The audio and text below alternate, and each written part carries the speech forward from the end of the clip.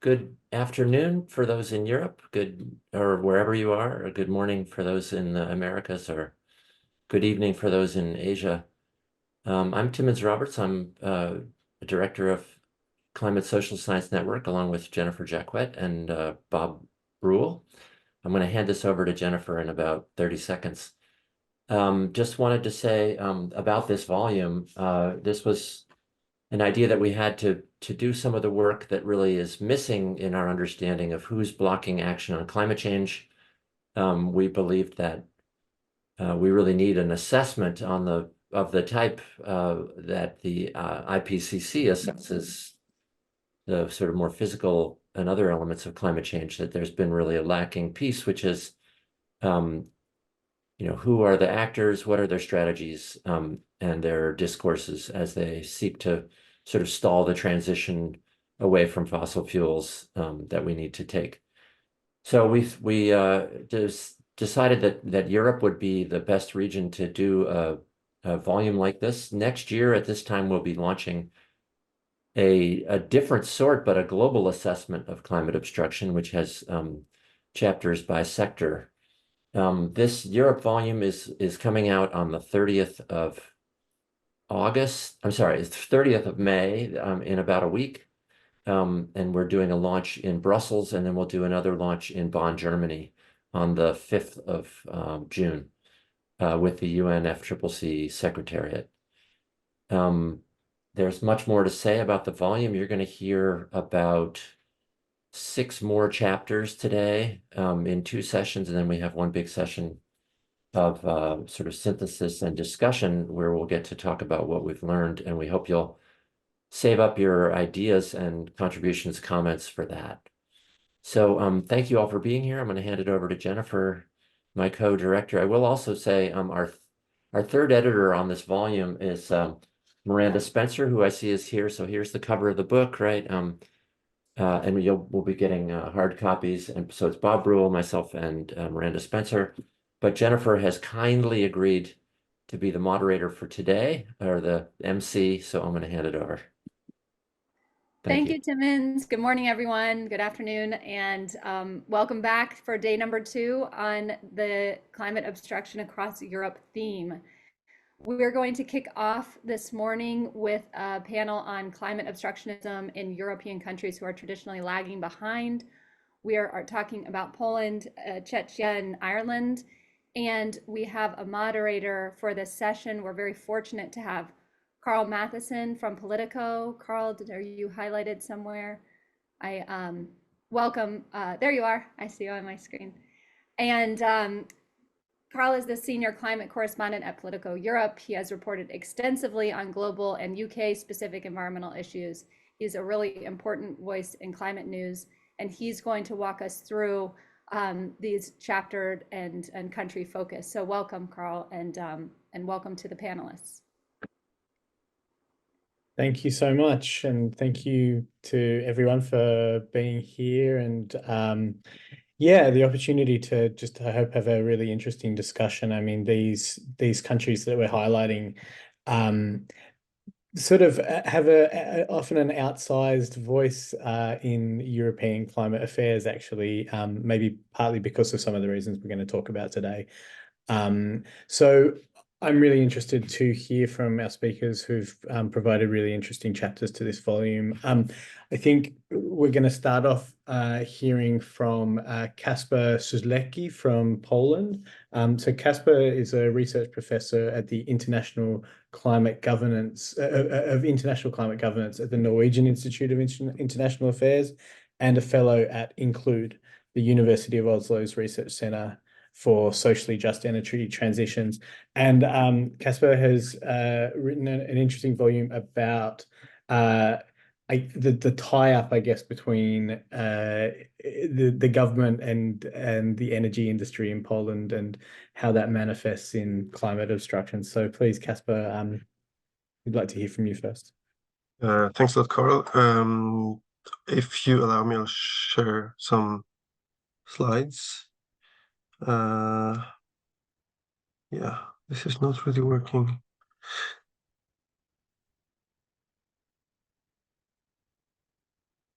Yep. I hope you're seeing what you're supposed to be seeing, which is the opening slide. Yes. Yeah. I'll try to be brief. We've been told to stick to 10 minutes so that we can have a Q&A afterwards. Thanks to the editors for putting this together. I think this is a really timely volume, and this is also something I've been thinking about for a couple of years, to really map and diagnose not just the drivers of decarbonization, but really the things that are responsible for obstruction and that keep us away from our ambitious targets. Poland is a case in point here, because it has always, or for many years, has been seen as this strong agent of delay in the European Union, which as a whole is generally globally perceived as a fairly ambitious bunch of countries. Poland's economy still remains the most coal-dependent one in Europe. And while Poland joined the EU, well, 20 years ago, 2004, once it got kind of settled in and started to understand how European politics works, one of the things it became well known for was blocking different ambitious climate initiatives. And since 2009, we had different threats and actually open, strong vetoes in attempts to water down more ambitious climate policy initiatives, and some of them were successful. And in some of them, Poland was also constructing coalitions with other like-minded countries, among them the Czech Republic, about which we will hear later today. If you looked at the discourse in the Polish media for a long time, you could see this really open, flamboyant climate skepticism and even open denialism. But 2018, hosting the COP24 in Katowice, and also witnessing some bottom-up initiatives, school strikes for the climate, Extinction Rebellion, and so on and so forth, we do see a change in the discourse in Poland as well. Contrary to declarations of many policymakers, Poland was also for a long while a champion in wind energy deployment, and has been also active in other renewables. Recently, PV has picked up to a great extent. It was also very active in global climate diplomacy for a while. I mean, it hosted 3 COPs, so that's more than any other country apart from Germany, actually. And yet, as of now, still, Poland has no decarbonization target for 2050 or even after 2050. The emissions reductions after in the 2000s have been slow. In governmental strategies, we see a reliance on delayed responses. So it's a lot of yes, but yes, we will be decarbonizing, but we will do that with technologies like nuclear when it becomes available, and CCS when it becomes deployable, or hydrogen when it actually materializes. Meanwhile, restrictions have been put on onshore wind. PV, even though it's deployed, is actually being switched off. So there's lots of actual activity against renewables, which is visible still, even in spite of the recent change in government. So what we are trying to do in this chapter, we'll just briefly, I mean, maybe I'll just show you this slide. I won't go into the details. This is the structure of the chapter. We're trying to sketch out a historical background to explain how Poland became coalland. So this is kind of exemplary of delayism and obstruction. And then we're trying to actually understand who are the actors behind this and what are the reasons for this state of affairs, and why political change from government to opposition, I mean, different parties moving in, moving out, it doesn't really change the course of the state as a whole. What we did in terms of research, we started out with a literature review of what was already out there, as well as desktop research on reports, emission statistics, public opinion polls. What we also did was a quantitative media analysis to see how the discourse has been changing, at least in the media, from 2013 to 2018. So from the COP that Poland organized in Warsaw in 2013 to the one in Katowice in 2018. This was followed by content analysis of mainstream media, and we also followed up with interviews with 16 policymakers and civil servants. That was done later, so fairly recently in 2019, 2021. So what we found, we argue that there is something that can be called a governmental industrial complex. Of course, especially the Americans in the audience will probably recognize this kind of reference to President Eisenhower's quip on the military industrial complex. This is, I mean, we're conscious of this, and this was there's a reason behind this. We believe that there is a coalition, which is a kind of a discourse coalition, but also one that rests on political and economic foundations, that unites certain governmental institutions and agencies with, most importantly, energy companies, which are partly owned or fully owned by the state. And with also some like-minded think tanks, research institutes, and generally institutions which have a clientelistic relationship to the state and the energy companies. And this governmental industrial complex plays really important roles in terms of benefit distribution. So it's not only, I mean, it serves both economic and political purposes. Each government taking power has a stake in actually maintaining the status quo, maintaining the high stature of fossil energy companies, those that are reliant on coal and those that are reliant on oil and gas, because there are political benefits to be drawn from this. And there's a visible elite circulation, this kind of revolving door problem where regulators later become CEOs or board members of energy companies, and vice versa. People who have been employed at the energy companies become lawmakers, and surprise, surprise, they regulate in the interest of the energy companies in a way that maintains this status quo. So there's both regulatory capture in the sense of the energy companies being able to influence policy, and state encroachment in the sense that the state is maintaining its presence in the energy sector. We also notice that there is a evolution of climate delays discourse, that there's less of this kind of flamboyant open denialism, but more of a hidden kind of discourse of delay and obstruction.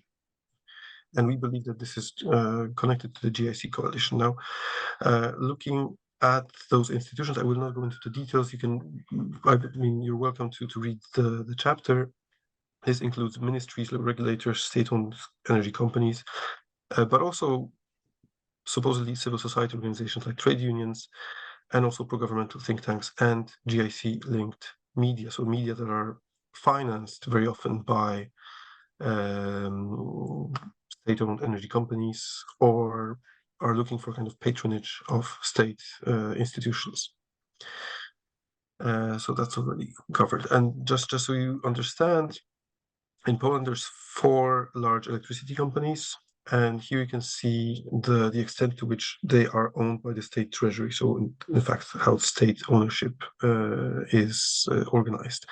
In case of PGE, the largest of them, 60% of shares is held by the state treasury. Enea 52, Tauron 30, but also there's like a golden share, so it means that the state actually exercises control over this company.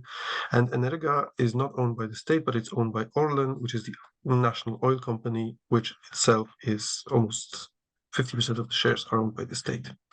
And the national gas company has been acquired by the oil company, so that's PGNiG. Also, the mining company is fully owned by the state, and so is the transmission system operator. Just so you have a taste of this kind of delays discourse, which is now quite dominant, and it's it's presented as rational and something non-ideological. The energy transition is not a race, but a crossing that has to be done in a coordinated way. Decarbonization is also security, but the security of the future. The goal is to move towards climate neutrality, but to achieve this, you need fossil and renewable energy sources. the transition cannot be rushed because it is not about one country achieving its goals, but about it happening for all. So there's lots of different yes, but situations in this quote, and if you want to have more of this, please see the chapter.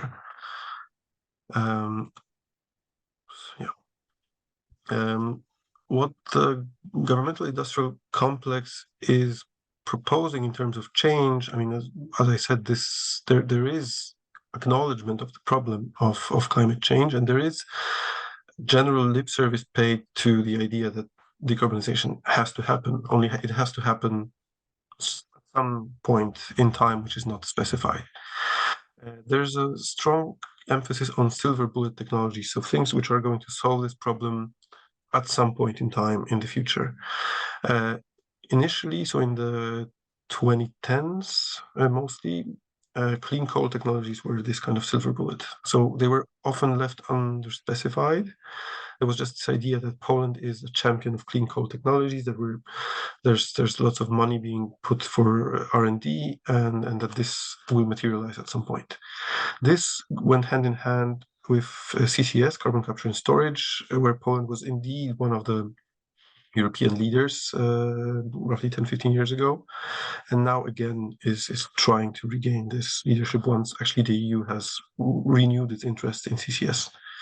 There was also this idea of carbon forestry and the broader narrative of negative emissions, meaning that Poland, which is an average country in terms of forest cover, there was a strong argument from the populist Law and Justice government that increasing forest cover will solve the problem. I mean, if you know the numbers, they don't really add up, but that was one of the this kind of silver bullet discourses.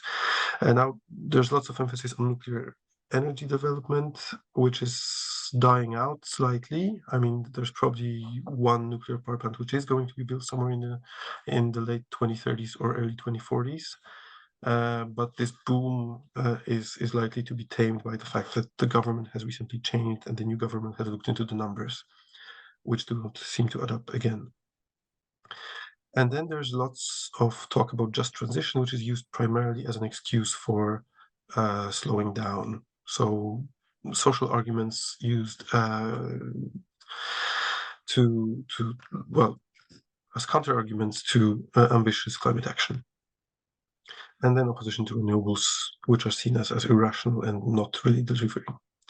There's also lots of activity internationally, but I won't get into this.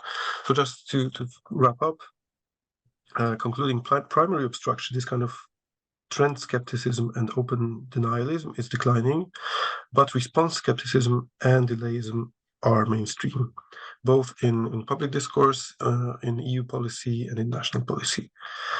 We believe that the roots of climate obstruction in Poland are political economic, not purely ideological, so which actually makes it, in a sense, worse, or maybe just requires a different strategy for those who do want to see ambitious climate action. One reason is that education and awareness raising are simply not going to work in a setup like this. To ratchet up climate ambition, there is a strong need to actually introduce structural change and policy change in the energy sector, and to decouple the energy sector from politics, to create incentive structures for energy companies to divest from fossil fuels, something which we don't really see on the horizon, even despite the change of government. Okay, thank you very much for this. If you would like to talk about this further, and also if you're interested in the topic of just transition, here's a recent publication, or if you're interested in the case of Poland, here's also one paper you can consult. Thank you very much. Thank you so much, Kacper. That was super interesting, and the concept of the governmental industrial complex is going to play on my mind. Milan Hrubeš is an assistant professor in the philosophy faculty at the University of Hradec, Králové in Czechia. And he researches social movements, policy analysis, and political language. We are already running slightly over time, so I'm going to ask the rest of our speakers to keep it tight if they can. But yeah, please, Milan, what have you observed in the Czech Republic? Yes. Hi, hello. Hopefully you can hear me. Just please let me know if you can. We Yes. can. Yes, thank you. Okay. Well, I guess that our case is quite similar to the Polish one, even though there are, of course, some differences. Actually, what we found out is that well, what we found out is a bit of part of the title, which is the climate obstruction in the Czech Republic, winning by default.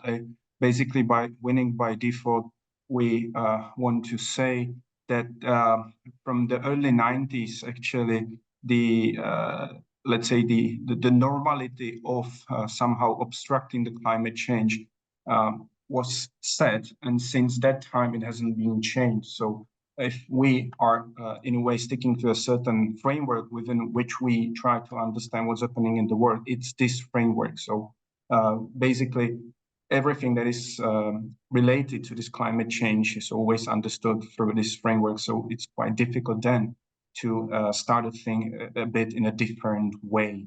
And I'll try to explain a bit more, even though I really need to stick with the time. I'm already aware of that. Well, Czechia has always been quite rich industrial country and quite heavily dependent, of course, on fossil fuels. And that was quite apparent also in the transition to democracy. And I think that one of the contextual information that is really important is that basically since the early 1990s, and one of the very rapid change in terms of the environment was how the emission levels changed since the fall of the communism. So in a way, the environment for us was, okay, look, you can see how the environment is getting better and better.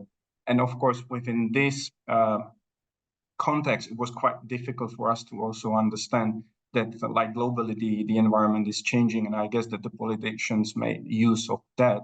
And it helped them, of course, to somehow set the framework that I've already described. Well, how did we proceed with this story that we proposed in our paper? Actually, we, of course, drew on the publications that has already been published, and also our previously executed research on the Czech think tanks and the media, and also within the framing analysis, because we really focused on that, on the meaning. And that was the analysis of the Czech printed mainstream media from the left and from the right, let's say, to see how they refer to climate change and climate questions.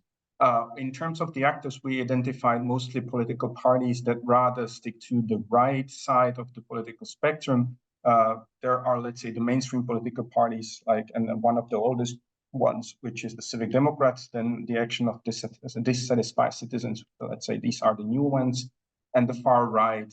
And we also see some connections between all of these actors, and I'll show it in a graph a bit later. Also, these think tanks, again, they are mostly like the ones that are related to conservative ideology, that also have relations to some of the US think tanks as well. And they are a bit also interrelated. But in a way, what we can see from the very beginning is that they share this conservative, let's say, discourse.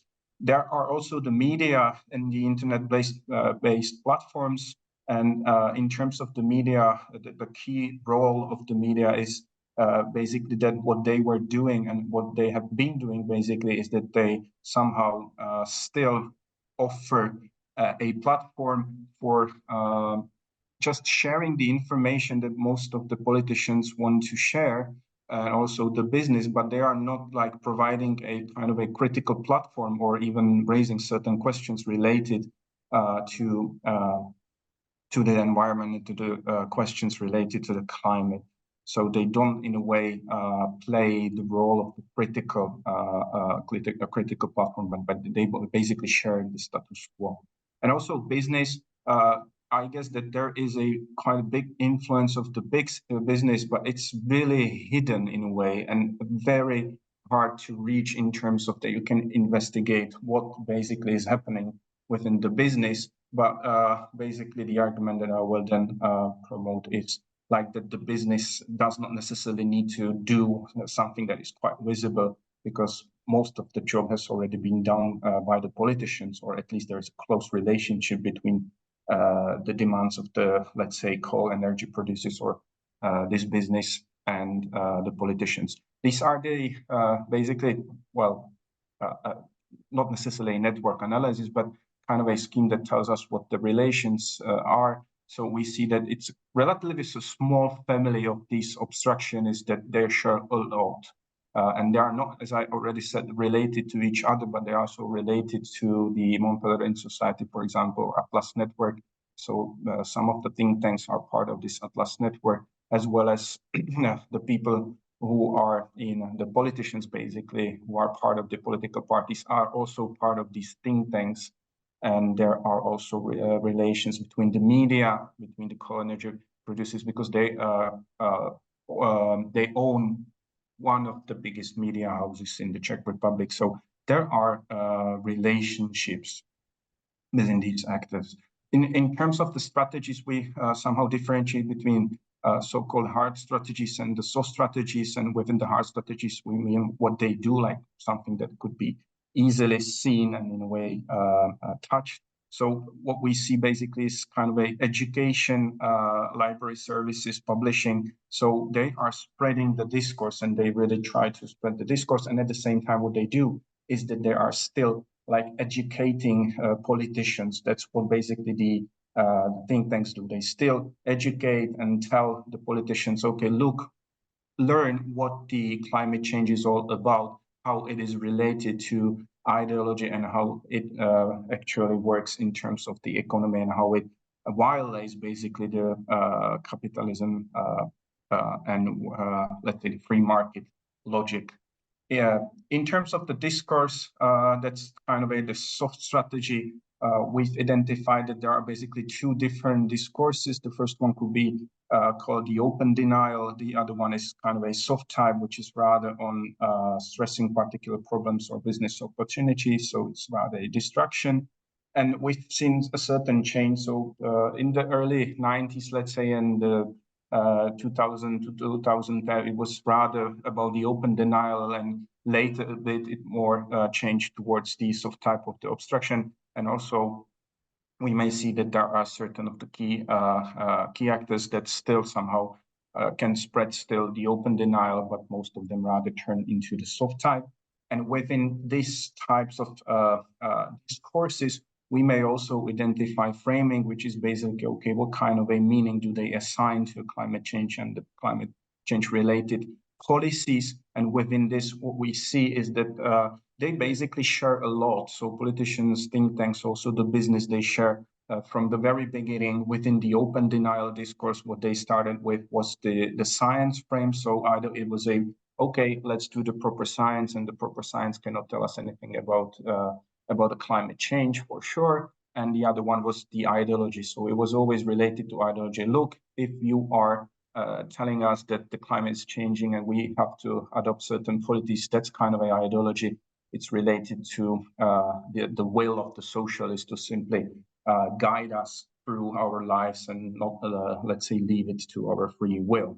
But within this move to from the open denial rather to the soft type of the obstructions, it has changed a bit. So what we see is that the politicians and the political parties are much more pragmatic, and they somehow stick to this framing better safe than sorry. Within the think tanks, it's mostly about, irrational policies and cost and benefit. So it's always like, okay, and do we really have enough money or resources to adopt this Green Deal and, let's say, lost our competition and competitiveness in relation to the rest of the world? And the business and media, they also promote this cost and benefits. It's always about, okay, what do we lose and what do we gain? But of course, what we can read most is that we lose. So in the end, the story is basically, okay, as we already said, the obstructions are basically in terms of what the, as I said, what the norm is, or how the norm was set. So basically the norm is that we don't necessarily need to do anything, and we should rather be cautious of the socialist agenda, let's say, that is trying to really push us into certain steps that are not in relation to how we believe that the economy should be run.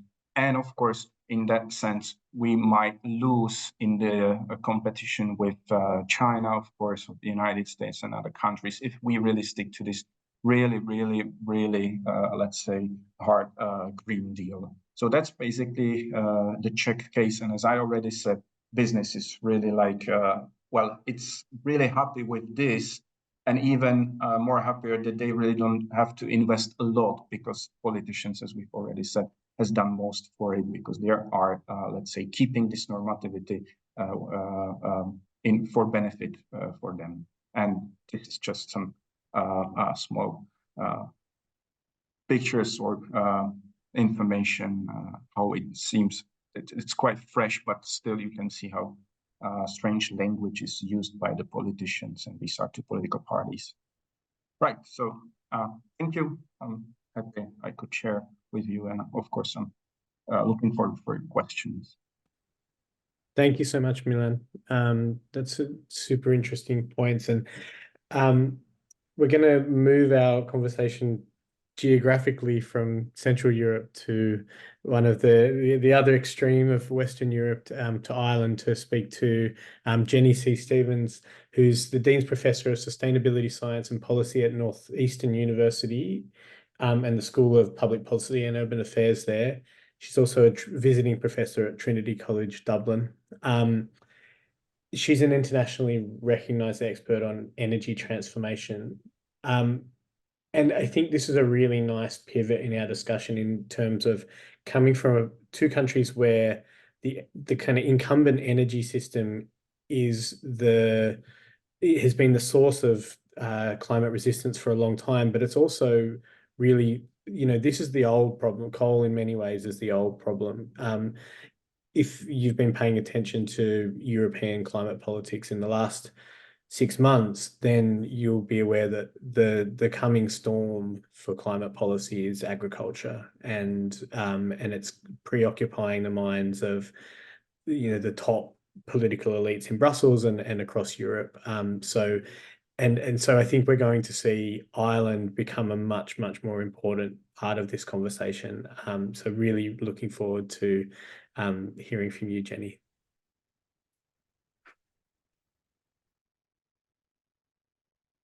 Thank you. Good to be here. And I'm presenting, and my co-authors are Orla Kelly and Brenda McNally are also on the call. So what we did is kind of review the institutional, sectoral, and individual interests that are delaying climate action in Ireland. And as you'll see, as was just mentioned, that transformation of the agricultural economy and the contestation associated with that really takes center stage in the Irish context. Let's see. So Ireland has a nuanced landscape with regard to climate. In some ways, it's really has been an ambitious climate policy leader with its Climate Action Act of 2015, which was then revised in 2021 to have legally binding sectoral emission ceilings. Fossil Fuel Divestment Act of 2018. It also was one of the first countries to declare a climate and biodiversity emergency in 2019, and it was a core member of the Beyond Oil and Gas Alliance from 2021. So despite all that ambition in policy and leadership, it is in actual numbers of emissions really one of the laggards in Europe, with among the highest emissions per capita in Europe, very weak policy implementation, not matching the ambitious policy goals, and among the highest emissions increases, especially in agriculture and transportation. Emissions have been going up. And interestingly, the Irish landscape, which is known to be green and lush and you might think environmentally friendly, it is actually a net source rather than a sink of greenhouse gas emissions. So that's how bad the degradation of the land and the land uses is with regard to environmental impacts. So, sorry, just getting some. So an interesting thing to think about with Ireland is it has actually very low levels of climate denial. And the Yale Climate Communication Study collaborated with the Irish EPA recently and came up with a report where they said only 84% of people living in Ireland are extremely alarmed and concerned about climate, with only 3% expressing doubt. But despite this concern, there really is a gap when it comes to action. And Ireland has an interesting post-colonial, poor country. Recently in the 90s became rich country with a very strategic economic policy that's reliant on foreign direct investment, a big reliance with influence from United States corporations, and then a very strategic investment in dairy and meat and agriculture, which obviously is very high greenhouse gas emissions. So alongside that, Ireland also has a strong cultural and political commitment to social responsibility, social justice, fairness, and accountability. So there's an interesting kind of juxtaposition in the Irish context. So what we did, one section of our chapter really delves into the media and understanding how the media has perpetuated kind of this simultaneous concern about environment and accepting the science of climate change, but then not really accepting or the actions that need to be taken. So it obviously is a small country, it has a small media territory, and it's largely, the climate change coverage has been largely driven by events, specific political meetings and or climatic disruptions. And there's a legacy of accepting the science, but then promoting reasons not to act. So, and particularly protecting the economy has been a big pervasive theme in the media.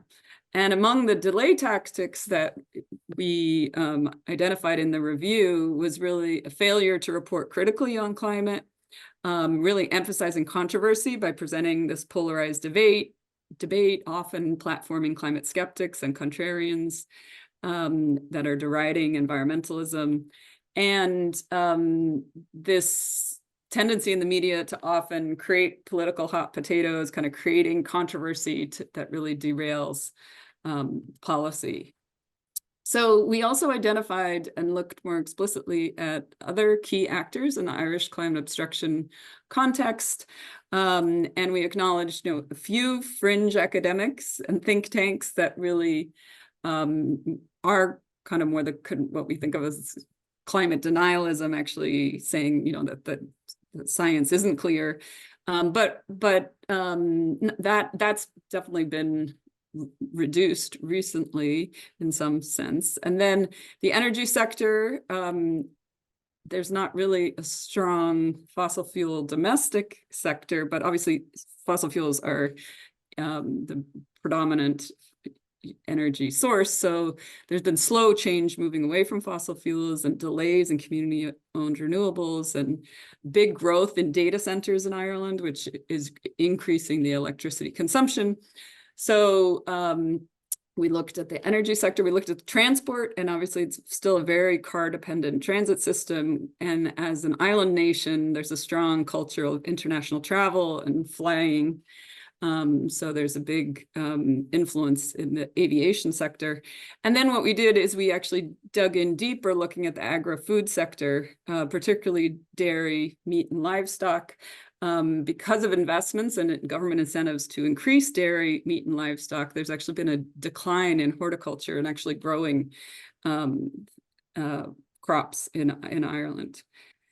So when we looked more deeply at the agri-food industry and we looked at lobbying, and there's a lobbying database that we analyzed, and the Irish Farmers Association is really one of the most prominent lobbying organizations on climate, and it has very close ties to the government. And among its multiple tactics in terms of climate delay were things we've seen in other contexts, redirecting responsibility, pushing for non-transformative solutions, and then emphasizing the downsides of climate policy.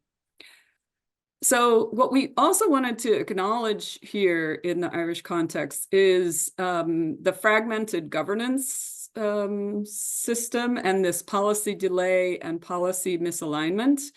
And the government itself in Ireland has acknowledged that the delay in policy implementation. And it published a report in 2022 that acknowledged we have that there are capacity constraints in the public sector. There's lengthy consultation and participatory planning processes that slow things down. And then the complexity of climate policies in terms of sector is another real issue that is slowing down the implementation.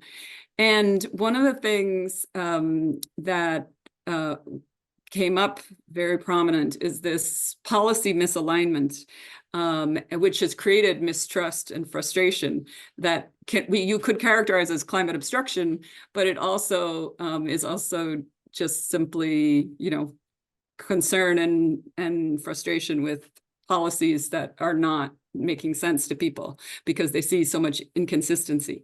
So examples of that are agricultural policy that has been incentivizing dairy and meat production. So farmers have been told to invest more in dairy, and there's all kinds of schemes. And then at the same time, then they're being told, getting these messages that they need to change what they're doing after they've just made big investments. So another example is the forestry policy in Ireland, and where there's incentivizing big international corporate investments in fast-growing non-native Sitka spruce plantations that degrade biodiversity. And for most communities where these forestry plantations have been coming up, there's really a lot of negatives to the communities and not any benefits. And another example is inconsistent peat bog restoration policies, where again, people see confusing and misaligned policies. So let's see. So one of the things we wanted to just acknowledge is just kind of in concluding here is that obstructionism and the delay is complicated, and it's not, it may not always be helpful to kind of put blame on specific people or sectors or industries. There's definitely a not us, not yet, not this framing, and that is one of the leaders of Friends of the Earth Ireland, who we talked to, gave us that quote. But I think the delay is really complicated in that it's related to the economic landscape and Ireland's long colonial history of economic and ecological exploitation. It's related to inertia in policy and planning, and many of these climate policies that don't benefit communities. It's related to the reliance on foreign direct investment. And then, of course, the political power of the rural culture and the agro-food industry. So just as a closing, what we acknowledged in the Irish context is that there is potential for change toward climate action and ambitious climate justice. In Ireland, very traditional society and culture has seen a lot of changes just in the past decade with same-sex marriage, Gender Recognition Act in 2015, and then abortion legalization. But having said that, with that optimism, just earlier this year, there was also a rejection of constitutional amendments on the role of women, family structure, and caregiving. And it wasn't because it seemed like there was, again, kind of confusion about the government's intent and how it would be implemented. And there was kind of mistrust of the proposals. So there's this complexity in the Irish landscape, but it seems like, really need public engagement. And when there is public engagement, there is a lot of potential for progressive changes. So I will end there and look forward to the discussion. Thank you so much, Jenny. We've got a couple of really a couple of commentators now to just give some feedback on what we've heard. And they're both like really in touch with the policy discussions that we're talking about. So really excited to hear from you. Oisin Coghlan, first of all, maybe we can speak with you because to follow on from our discussion on Ireland. Oisin is the director of Friends of the Earth Ireland and coordinator of Stop Climate Chaos Coalition, and has been working in the NGO space in Ireland for a very long time, and is a great voice from the Emerald Isle. So Oisin, what were you thinking about when you're hearing all this, maybe from Jennie, but also from further abroad in Europe? Yeah, and it's really interesting to hear the three side by side, and I think they're different economies, and I think I heard you said that you thought that because we know the energy transition has to happen, maybe the center of the fight in the future will be agriculture. I don't know. I'm not sure if we can if we've won entirely over the fossil fuel industry yet for a start, but also I think there is progress in Ireland. I don't know to what degree our agricultural interests will dominate climate policy as a whole in the way they have previously. I mean, I think obviously I've read the chapter by the three authors, and it's a really good analysis of the dynamics of climate policy and delay in Ireland, and it's very accurate in terms of the trends and the emissions profile.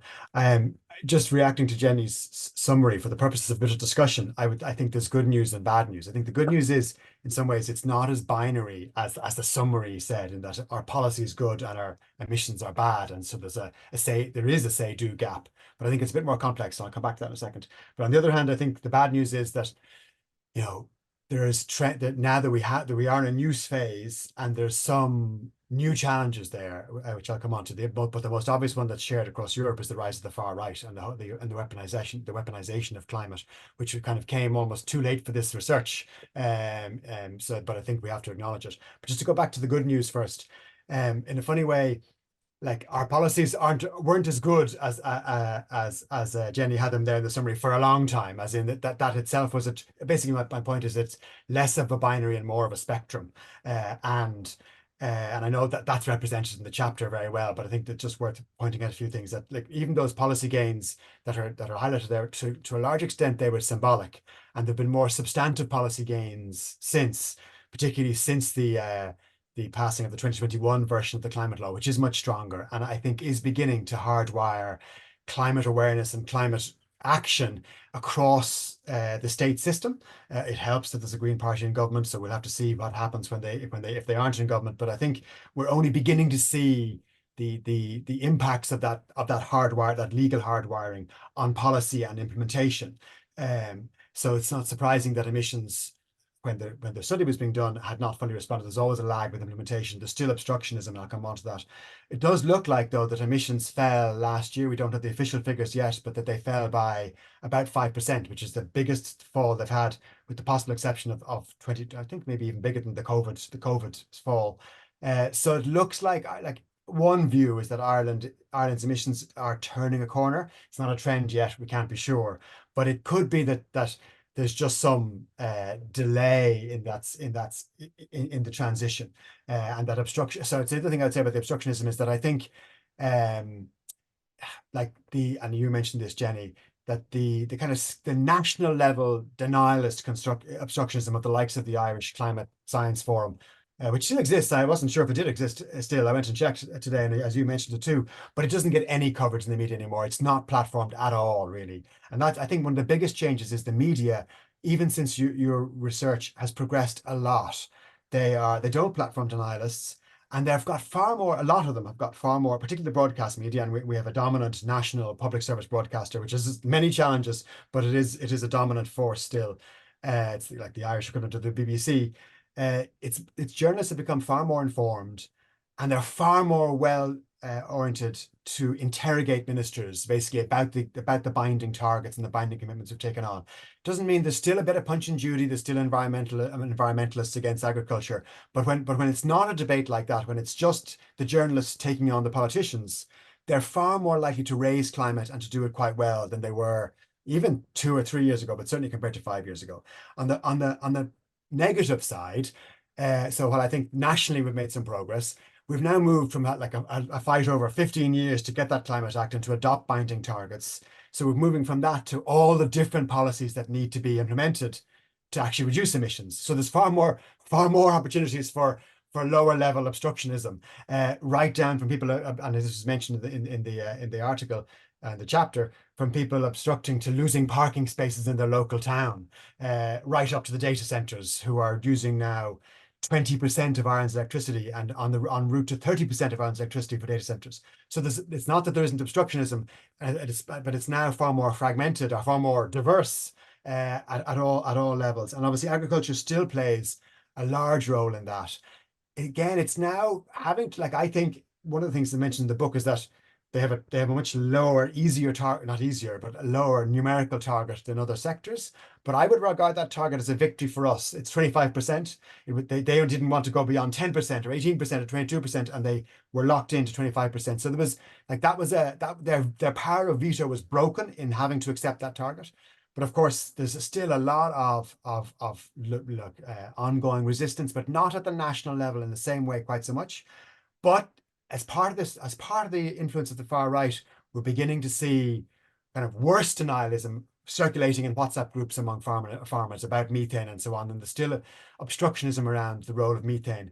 So it's a particularly complex dynamic in agriculture. And just to finish, because I want to let others come in, there is this issue now of the rise of the far right. Now, thankfully, in Ireland, we'll see when the elections happen for European and local elections in 2 weeks' time. But I don't expect any far right candidates to win a European seat. Maybe one semi-far right. But the discourse they're influencing discourse massively around immigration, and below, like less so than on immigration, the next example they choose is around climate and is around environmental issues. So we're only beginning to get our heads around that as a society, and it's a whole new threat that goes beyond obstructionism, obviously, to democracy as a whole. And there's a rise of violence or intimidation against politicians. So while in some ways I'm more optimistic than where the researchers got to at the end of their initial analysis on obstructionism, as such, I think there's new and almost worse threats coming down the line. Thank you, Oisin. Yeah, I completely agree with that final piece of your analysis.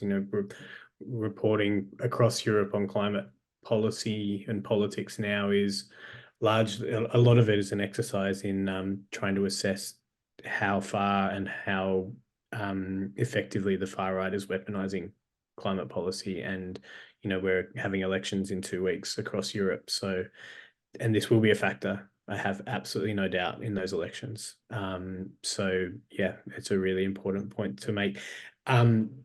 One person who can maybe speak on that and other things is Borislav Sandov, who's the former deputy prime minister in Bulgaria, and a former environment minister, and a co-founder of the Liberal political party, the Greens, and he's been involved throughout his political career in environmental campaigns, and so I'm really fascinated to hear your response to these papers, and also maybe just give a sense of how you see the politics of the elections coming up.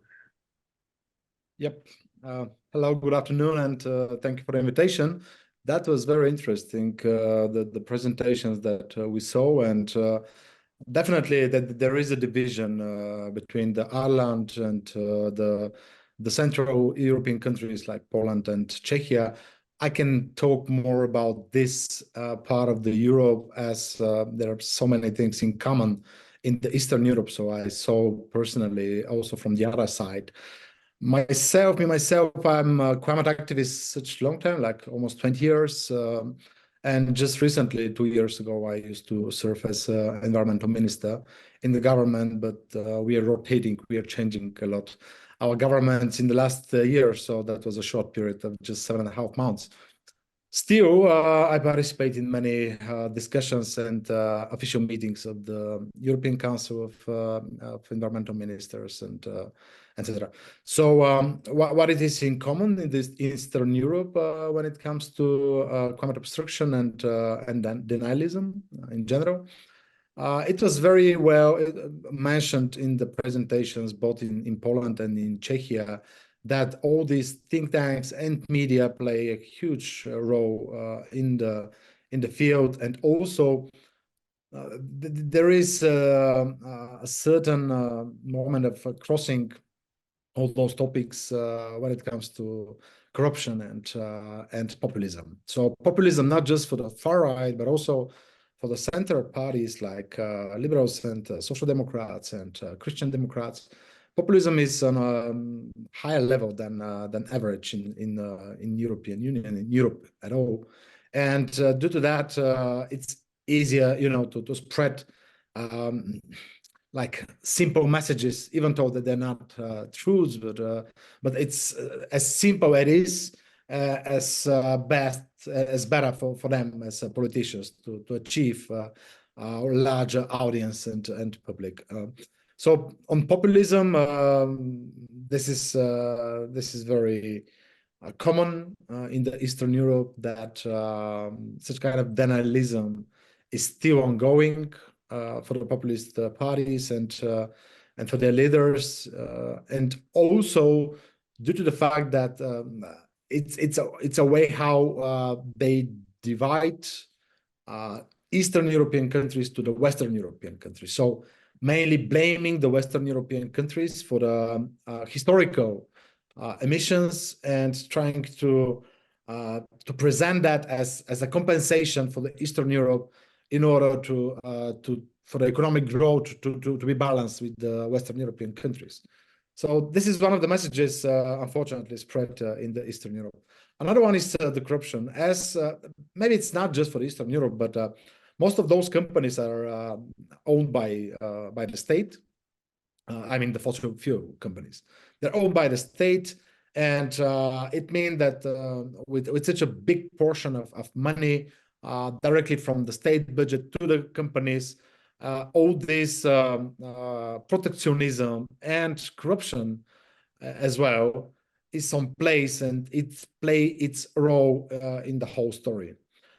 There is one more thing when it comes to the relations between the state and the fossil fuel companies, and it is the trade unions.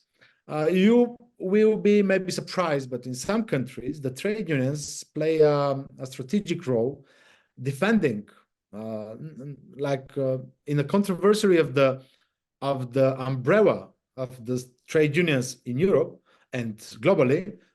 They are defending a lot the coal industry, for example, and trying to spread all these lies and propaganda and denialism in a very pragmatic way. So the reason is that their interest is to keep these members of the trade unions within the structure, because the alternative sector, the renewable sectors, is now even larger when it comes to employments, but the workers are not part of the trade unions. They're not in the syndicates. So this is a kind of a conflict of interest for them. If they should, of course, they should protect all the other employees, all the other workers in the other fields who are victims of the pollution and the climate change, but the biggest structures in Bulgaria, and I guess in Poland as well, are the big structures of the trade unions are just in the fossil fuels industry. So it also play a role. What else I could mention, just commenting what was presented by your speakers, is that all these circles of elections and new governments and all this post-totalitarian period of time is playing a role. I'm sad because of that, but our older generation, our elderly people are brainwashed during the totalitarian regime. There was a ministries of propaganda during that time. So they're catching these lies and propaganda very easily. It's the same with the Russian propaganda in the hybrid war. That's why Russia is making the battlefield of the hybrid war mainly in the Eastern Europe, just because the older generation they're very easily catched by such kind of propaganda, and they're repeating the same methodology, how to lie and how to to present false solutions, to influence the mentality in such a disinformation, with the disinformation and such a propaganda direction. So this is common, and maybe as a final point, I could comment. There is a strong lobby of some of the false solutions. So they're not pushing for a transition, but they're always trying to present themselves as the only solutions. And when people comparing the current status and this solution, which is false solution, usually people are saying, okay, and because in the Eastern Europe, people are more conservative in a way, so they try to keep the status quo, not that much the new that look dangerous, like for example nuclear in Czechia and in Poland. It was presented. Nuclear is presented as a solution of the climate change, but they're not fighting the coal industry. They're not fighting the whole fossil fuel industry. They're just trying to put their propaganda at the same fields, let's say. So for the politicians at the end, this green transition and the green wave look so Western, and it's a matter of protectionism for some countries to preserve the status quo. And also politically, as to the fact that for a long time the Greens and the liberals and the social democrats that are more pro-green, let's say, were very minority. They were a minority in the Eastern Europe, not always presented in the parliament and very rarely presented in the government. Now it's a bit different, that there is a green wave to the east, but it also play a role when you have a majority in the parliament with conservative parties and parties that has relations with these industries. It's very hard to debate on this, and then to act. Usually blaming the Brussels decision, how they call it, Brussels decision. Usually blaming the common decision made in the European Union, for example, and trying to present their national national priority in another direction. And by the way, Poland has a different role there, as hosting the last 3 European Eastern European COPs. I participate in 2 of them. I still remember, because Poland used these COPs more on diplomatic level and more on tourist visits, just to play a role of a big and responsible country. But at the same time, in Warsaw from COP19, I still remember that just the next building to the stadium, the national stadium where was hosted the COP, the Poland government organized a coal summit. And then just before the end of the summit, of the COP summit, the climate summit, the environmental minister was fired. And that was very ridiculous, which showed that when it comes to climate diplomacy, we should say that in the last decade, there are more and more countries that are not really optimists and runners for a transition and for a climate neutral future, rather than countries that are very much dependent on fossil fuels, and they're trying to find a way how they could postpone the transition, which is bad for all of us. Thanks. Thank you, Borislav. We've got about 17 minutes left in our discussion, and there's a number of questions in the Q&A, and I'm going to try and weave them all together into, or some of them together into one sort of big question, because they seem, there's quite a lot of people in the Q&A essentially asking, well, so okay, so what do we do about it? Or how can we break the kind of nexus of climate obstruction that we're discussing? And particularly those questions are focusing on on Czechia and Poland, and so I want to just have a kind of quick check-in with both Milan and Kacper about one question that Oisin asked is, so the government has changed in Poland now.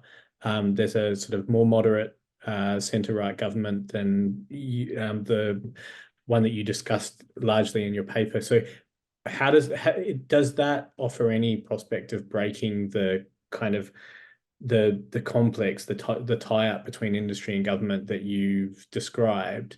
But there's also a question from Dieter Zimbauer about whether there's other sort of shoots of hope, whether the young groups or a demographic shift, the EU, whether those influences offer some path to a kind of change in the dynamic. And then Mariana Larsson is asking, look, if awareness raising isn't sufficient, then what else can bring about decisive change? And I just wanted to throw one more question on top of all of that for Kacper, which you mentioned that just transition is a delay tactic. I would also argue that it's a redemptive, it has redemptive potential here, because this is the path out of this. If you change the economic interests of the groups, the workers that are involved in heavy industry, and you give them better choices, is it not I understand what you're saying, that it can be used as a delay tactic, but is it also not a path out? So sorry for a barrage of questions, but we didn't have much time, and you can sort of pick and choose which ones you want to answer.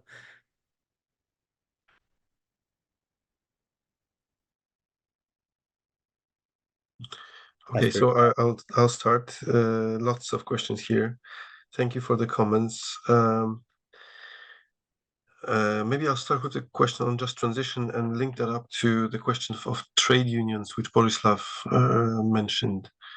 So, of course, just transition, I mean, it's such a flexible concept. It can be used by different actors in many different ways. What we are trying to say is not that just transition itself is a delay element, but that it is used or summoned as a kind of an excuse for delaying action, that nobody can be left behind, and therefore we're not going to do much because we don't want to have those negative socioeconomic impacts. And this connects to the trade union issue that Borislav referred to, in that Polish trade unions are, by and large, strongly climate skeptic, very skeptical of any sort of ambitious climate action, and also very often, like the most radical denialist statements are coming from trade unions and trade union experts. Now, I wouldn't like to cast this as a specifically Eastern European trait, primarily because I live in Norway and I know how Norwegian oil sector trade unions behave, and it's the same story. So it's really about having a very strong stakes in fossil fuel jobs, And of course, there's even more money in oil than in coal. So here the conflict is even starker. Linking up to the question of generational change, the interesting thing about transition away from coal in Poland is that simply if you just stopped hiring new coal miners, the question of coal jobs is going to solve itself within a matter of a couple of years. Coal miners generally, because of the nature of the work they do, they tend to retire early, and that's kind of part of the contract. So if you wait 10 years, most of them will be gone anyway. So it's not that you really have to actively look for alternatives for those miners who are already employed. What is really a problem is how you deal with regional concentrated, spatially concentrated dependencies in regions that are dependent on fossil fuels.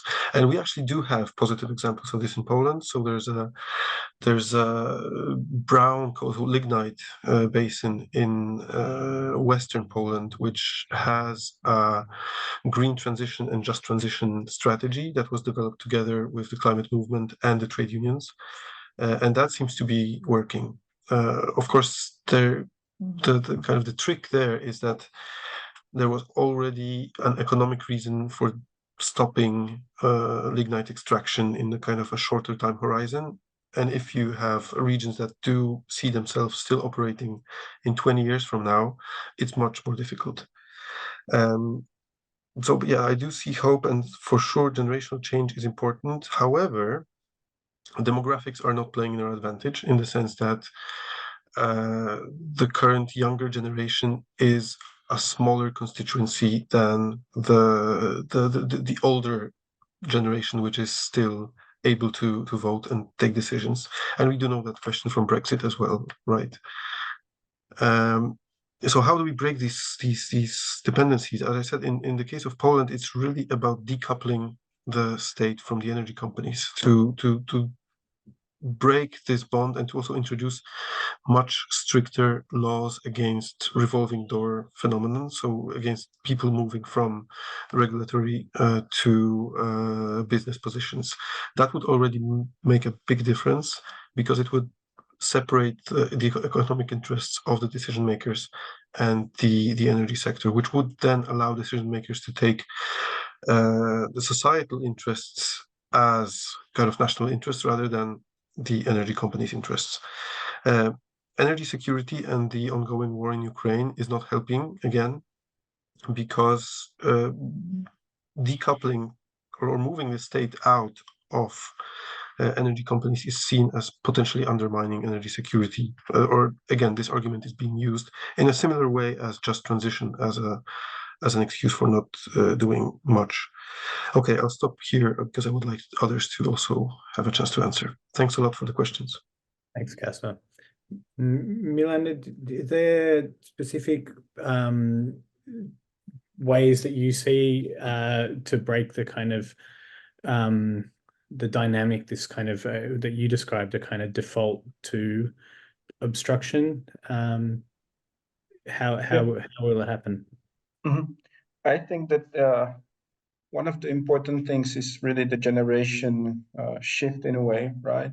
So because when we look at the politicians, they mostly are 50 plus, right? And they are in a way stuck in what we call the struggle of the 90s, right? Which is really heavily dependent on the discourse on the conservative forces. So I think that it's mostly like this. And that's funny thing also in relation to other policies, like the public policies, for example, related to education, because what we see is that simply all these policies are not reacting to the generational change and let's say to all the things that are related to the new generations as they are growing up. They really need to be educated in a really different way that we have been already, because the change has already, the world has already changed. But of course, these policies are mostly decided by, let's say, again, the people over 50 that are not really able to listen to all these people. And we, in relation to political parties and political representation, at least in the sense of that they become party members, there are not so many young people entering politics, let's say.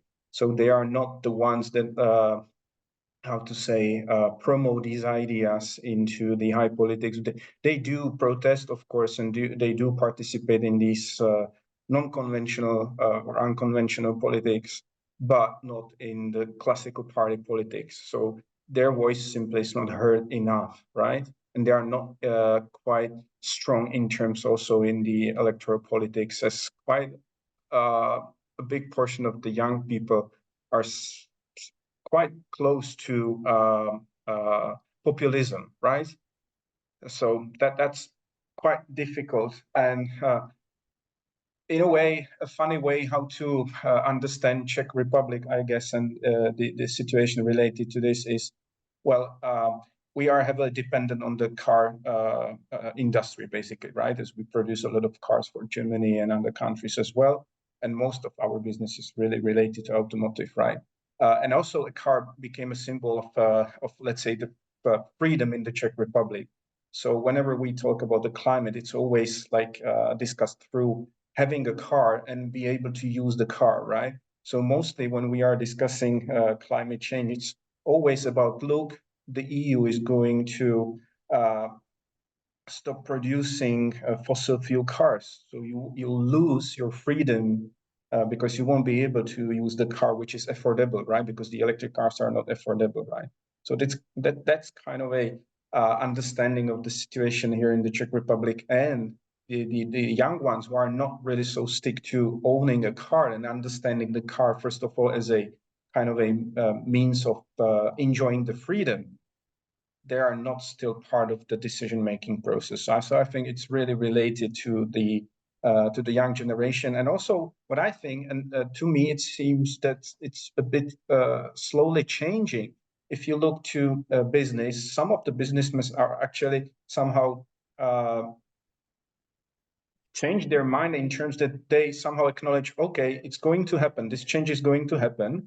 And if we really want to make a profit from that, we have to somehow acquire all these things that are related to it. And we really have to look for the new opportunities. And really slowly, let's say, these companies, of course, they are not the automotive companies, but in the different kind of business, they are somehow looking for new opportunities, and they are becoming, let's say, heard much more than in the previous times. So I understand this also as a opportunity, that these companies and this business that sees the climate change as an opportunity, in a way, a business opportunity. So again, something related to economics and let's say the efficiency of the economies that might bring some change.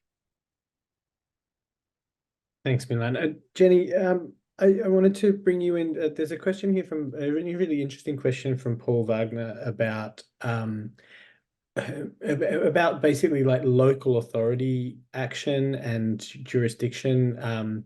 So he's saying that he's been struggling to find local authority climate plans that relate to agricultural emissions.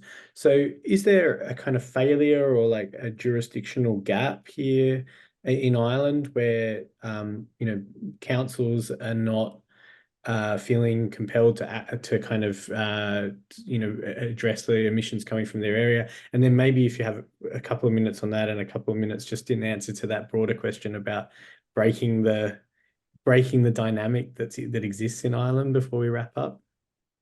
Yeah, thank you. I actually wanted to also respond to something Milan just mentioned about age of politicians. So I'm Irish, but I've been living in the United States, and I'm about to move back to Ireland. And I'm going to be a professor at Maynooth University in Ireland. And one of the things that's so refreshing is the young politicians in Ireland.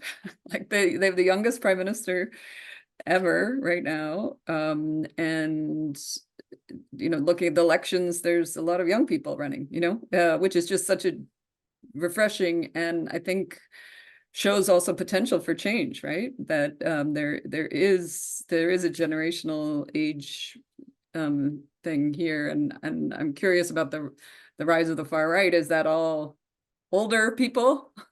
I don't know the answer to that, but so I just want to comment on that.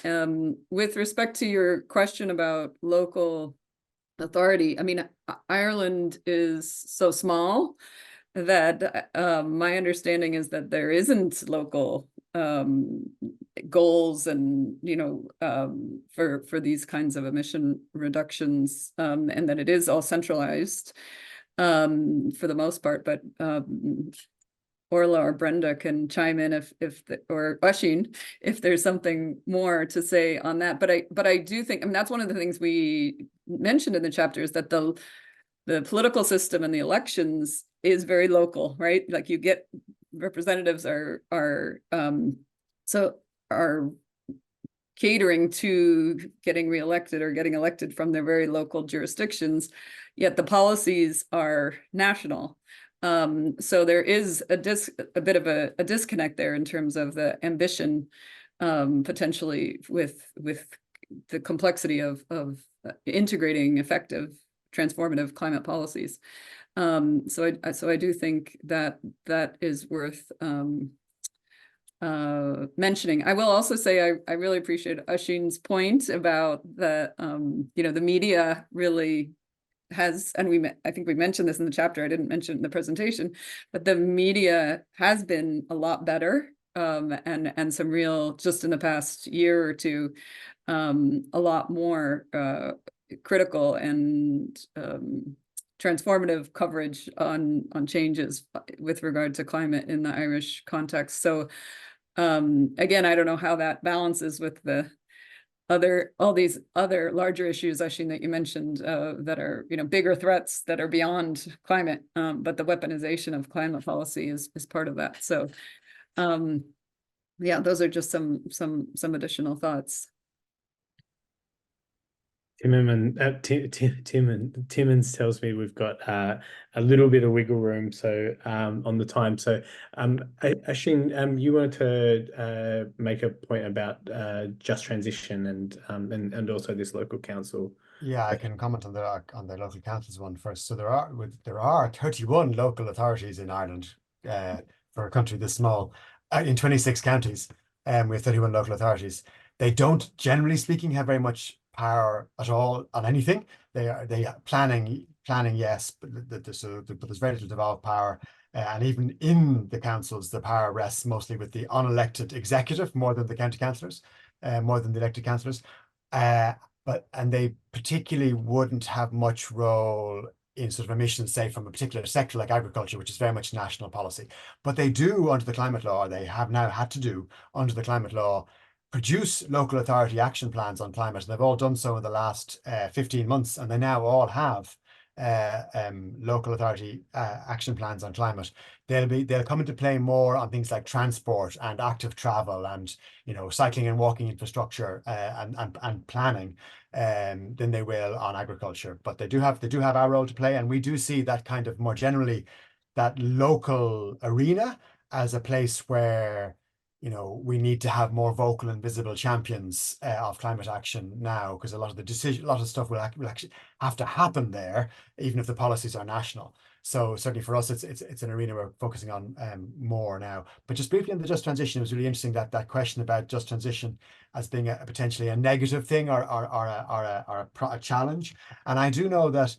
So just transition is one of the things that is mentioned in our climate law as something that the government has to have due regard to, but I do know that there's a smallish Green Party in our government, that there were some in the Greens love the term, but some of those who were close to power in this administration were worried that it could be used as a veto, that just transition meant transition if, as opposed to transition and.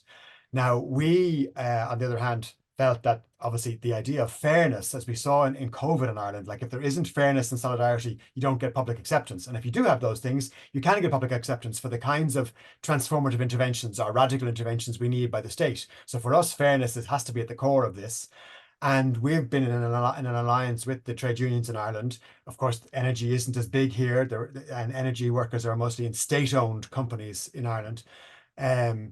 But trade unions have a broader interest. We've had an alliance with them on the issue of just transition. We've pushed very hard for this government to live up to its promise of having a Just Transition Commission, an ongoing statutory transition commission. And finally, just briefly, the process around that was interesting. They finally formed a task force, like a working group, but they put a rep of the trade unions, of ourselves, I was on it, social NGOs, farmers and employers. And what was interesting was in that room with senior civil servants, but primarily with those other social partners, as they're called, there was actually a high degree of consensus around the need for forums like that where it could be discussed, what a fair transition looks like could be discussed. So the farmers, when we end up talking about the national herd, there will be disagreement, but actually there was very little disagreement about the need for a good state commission on this issue. So I'm hopeful that Just Transition can be, it's not a silver bullet. There are no silver bullets, but can contribute. Like the state taking Just Transition seriously can contribute to building the public acceptance we need for the transformation we need. Really interesting points. With the 1 minute we have to go, Brenda McNally, who's one of the authors on Jennie's paper, wanted to make a quick comment. Thank you very much. I just wanted to come back to the broader point about what can we do and how can we address it. And one of the things that I think we haven't discussed so far is this idea of public democratic exercises. And I suppose a little bit that comes from the kind of conclusion in our chapter about public engagement, and that this is required. And I suppose the specific form is something that Ireland has substantially pioneered. I don't think it was symbolic, the Citizens' Assembly, but this is something that can actually build that social mandate, and something that politicians listen to is the wider public views on these things. And so I just wanted to highlight that as a potential way forward. I'm not sure if it would work in the Polish case or not, but I think it's a really important topic that has been really taken on board in a real way in the UK case through the work of Involve and so forth. And the other point, very, very quickly, that I would just like to come back on in relation to Oisin and the media, and I think it's a really important point, the advances, and that at the national level, in terms of political journalism, there's been many improvements. But I think it's an area of investigation to look at the business journalism side of it. And I think that business journalism can be quite a lot less critical. I mean, I'm not taking, but I just thought that was really interesting. You highlighted that for me. So I just point that out. So thank you. That's all I wanted to say. Thank you so much, Brenda. Just to wrap up and leave you with Timmins, a kind of quick thought and provocation from me in terms of research is that I think what we're hearing is really important. I sometimes think about the climate obstruction and denial split into kind of traditional and kind of new wave camps, and a lot of what we're hearing is what I would think about as traditional climate obstruction, which is related to economic interests. And it's still the predominant force in this space. But I think what we're seeing with the far right is to understand it properly in Europe, it's easier to think about it in terms of a culture war, and it is related to economic interests and it feeds economic interests, but it is untethered from kind of material facts in many ways. And when you actually spend time with far-right voters and far-right political actors, they have a kind of a take that is hard to understand if you only understand it through what their rational economic interests would be. And there's a kind of a play actually on a kind of imagined future where your status is taken away, your economic interests might be harmed, or you're just you just don't really like being told what to do and what to drive and what to eat. And I think that is a big factor in this space now, and one to watch out for as well. So look, thank you to all of our panelists. It's been an invigorating discussion. I really appreciate your time, and please keep the discussion going, and do read this book, because the bits that I've read of it have been really fascinating and enlightening. So thank you so much to all of you. And thank you, Karl. Thank you. Thank you, everyone. We're just transitioning, which is not the same as a just transition, to panel 4, and we'll get ready to start in about 1 minute.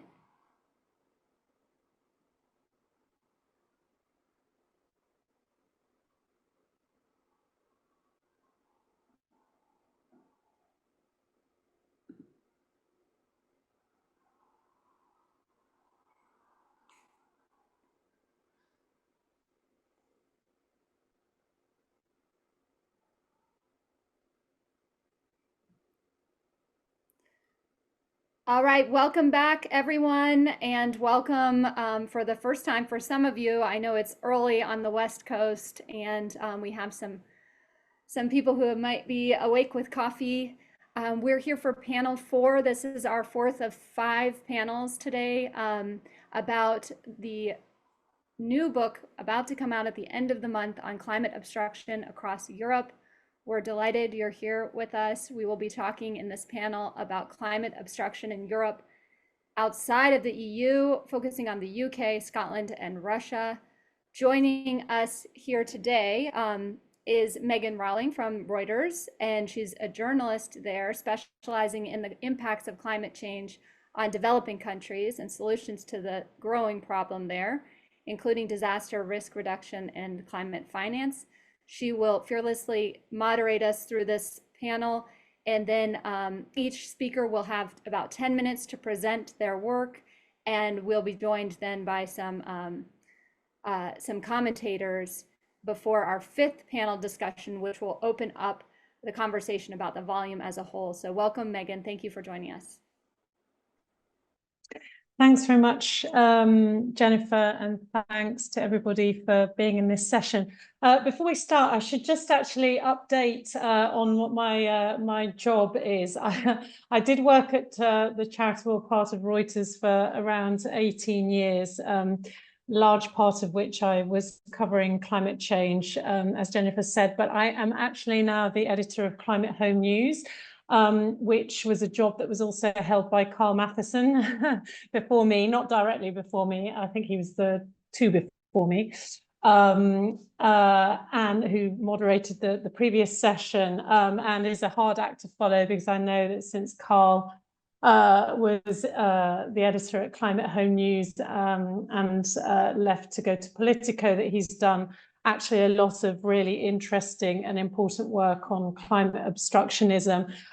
So I won't pretend to know as much about the subject as I know that Karl does. However, covering climate policy at the international level over the years, and being British, although I'm based in Spain, this issue of climate obstruction is something that has become a lot more obvious in recent years, and in fact the UK is a particularly interesting sort of case study for this, as you know, I've watched that kind of movement, if you like, unfolding in Britain. I've always received the press releases from the Global Warming Policy Foundation, which is one of the major actors in terms of sort of, you know, that has informed some of the conservative backbenchers who have sort of been a linchpin of climate obstructionism in the UK. But again, something that struck me looking at the work that you're putting out in this forthcoming book is the disassociation between what voters think, the public view on climate change, which tends to be much more proactive and desiring of climate action than one would sometimes think, looking at the coverage in the media, and you know what some politicians are doing. So I thought that was a very interesting point, actually, because I think sometimes we struggle with understanding why there seems to be more public support for climate action than is merited by some of this climate obstructionism, a lot of which is coming from the business sector. and their allies in politics. So without further ado, I will introduce our speakers. So this session is going to be looking at some other examples, non-European Union examples of climate obstructionism, starting with the UK. And Peter Newell is going to present that work. Peter Newell is a professor of international relations at the University of Sussex, and he's co-founder of the Rapid Transition Alliance. Then we're going to move to Scotland, the chapter on Scotland, and that's going to be presented by William Dinan, who is a senior lecturer in the Division of Communication, Media and Culture in the Faculty of Arts and Humanities at the University of Stirling in Scotland. Then we're going to move to a very interesting case, which is Russia. And we will have Mariana Poboriskaya. I do apologize if I'm mispronouncing your surname, Mariana. On that, she is an associate professor in politics and international relations at Nottingham Trent University, based in the UK. And then we will have two commentators to come back and respond to what they've heard. And they are Amy McCarthy, who works at Greenpeace UK, is a political campaigner there, and Rick Lander, who is a divestment campaigner for Friends of the Earth Scotland. So we'll proceed with our presentations. Peter Newell, if you'd like to talk us through your work on the UK.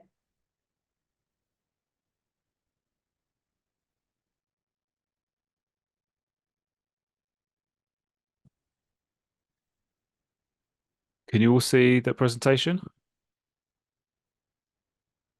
Yes, we can see the presentation. Okay. Yes, there it goes. Great. Thanks very much. Yeah, thanks, Megan, for that introduction. So I'm presenting on behalf of the team that produced this piece of work. So that includes Freddie Daly, who I think is on the call, Ruth Mackay, and James Painter. And basically what we tried to do here is obviously start with providing some general context, although Megan has just provided some of that too, about why the UK is an interesting case study for thinking about climate obstructionism and why the UK in some ways punches above its weight in global climate politics, why it's a significant actor. Then talk a little bit through the evolving history of climate obstruction in the UK, the different strategies and techniques that have been adopted by different business, trade union and media actors of one sort or another. Just give a little bit of a sense of some of who those actors and key institutions are, and some of the specific strategies and tactics that have been adopted before sort of concluding and wrapping up with where I think we're at now, having had a general election declared yesterday. So whether or not climate change will be a key feature of that debate remains to be seen. But just the UK in context, as I said before, the UK does punch above its weight for several historical reasons. It's currently ranked 17th globally regarding greenhouse gas emissions. It's the world's 6th largest economy, but it's also the birthplace of the Industrial Revolution. So in terms of global lock-in to fossil fuels and fossil-fueled capitalism, if you like, the UK obviously has a particularly important role, but also more recently as a sort of global financial centre. And so what happens in the UK economy has global consequences. Many of the key financial transactions in the carbon economy come through London, etc. So there are ways in which it's important and interesting above and beyond just its emissions profile and its historical role. But also, of course, the role that the UK has in the United Nations, as a member of the Security Council, in the World Bank, the World Trade Organization, and so on. So its reach and its attitude towards climate change is important in many other direct and indirect ways in international politics. And it's partly because of that then that there's been such intense lobbying on all sides around the nature and content of climate politics in the UK. So just briefly by way of history, in a way the story starts, or we start the story at least in this chapter, with Mrs. Thatcher's declaration around the importance of climate change back in 1989. It was sort of seen as a key turning point, if you like, in the debate on climate change, that quite a right-wing, fairly neoliberal politician was actually saying this was an issue that was serious. and needed addressing. At the same time, and under her own government, we saw this sweeping range of the privatization of the energy sector, a withdrawal of state control from key sectors that are crucial to energy transitions and strategies of decarbonisation. But we have seen since that time a sort of growing entrenchment of climate change action in one form or another. Most notably, perhaps, and the UK is often held up as a leader, rightly or wrongly, for this, is the Climate Change Act in 2008. But then, of course, moving on forward slightly, and we discussed this a little bit in the chapter, we had the Brexit rupture, the referendum to leave the European Union. And of course, that's provided a perfect opportunity for many more obstructionist and conservative forces in the UK to try and push back on climate policy, to use that rupture, the withdrawal of the UK from the EU, to try and roll back on certain climate commitments and dilute and water them down in various ways. So we historicise slightly some of the obstructionist tactics going back to a time when the UK was in the EU, around discussions around the carbon tax. And that was part of a coordinated lobbying effort across Europe to make sure that there wasn't an EU-wide carbon tax. And I think The Economist described it at the time as one of the most vociferous lobbying attempts that the EU had ever seen. And then we provide specific examples of how key actors at the World Coal Institute, as they were, now it's just called Future Coal, based in London, were trying to sort of target particular ministries and actors within government to raise levels of concern about the impact of the tax on the competitiveness of UK industry. And then, as now, key think tanks like the Institute of Economic Affairs, closely associated with the likes of Liz Truss and co, who come in later in the story, have played a key part in sort of producing and then circulating and reinforcing discourses of delay and what other scholars have referred to as whataboutism. Trying to sort of say that there's too much pressure on the UK. That far more attention should be paid to global competitors in China and India and elsewhere. And so they've been, an important part of this process. Now, as Megan mentioned before, there's the Global Warming Policy Foundation, rebranded as Net Zero Watch, working closely with the Net Zero Scrutiny Group, which is a group of politicians within the UK, largely in the Conservative Party, that have been resisting calls for action, demanding, for example, a referendum on net zero commitments of governments, and really played a crucial role in what we're seeing at the moment, which is the weaponization of climate change within the culture wars. So whereas there has been to date a sort of cross-party consensus around the Climate Change Act and the importance of key targets, there have been deliberate and coordinated and concerted attempts over the last few years to really fragment that and to make commitment to climate change a dividing line between political parties, which has been an incredibly destructive move, but it's been backed and supported and fueled by groups like Global Warming Policy Foundation, Net Zero Watch, etc. But the media has played a key part in amplifying many of those claims, and James Painter's analysis in our chapter sort of draws this out, looking at particularly key actors like the Daily Telegraph and the Daily Mail, but not just those actors, in amplifying key talking points, if you like, and dominant framings of those actors. We've seen this most recently around the constant discrediting of electric vehicles, of heat pumps and other programs to sort of roll out decarbonisation in different ways, and trying to sort of discredit those approaches and claim that they're failing and they're not working, they're not cost effective, etc. And then at a higher level, of course, targeted at government, there's been Confederation of British Industry, and then oil lobbying groups have played a key role in sort of shaping climate policy according to their preferences and building the ties they have with more powerful ministries within government to make sure that the ambitions of governments are in line with their priorities and perspectives. We also talk a bit in different ways in the paper about floating organizations. So these are organizations that don't necessarily have particularly strong views on climate, but they get enrolled in these discussions and sometimes used by incumbent actors, by which we mean dominant business actors in particular.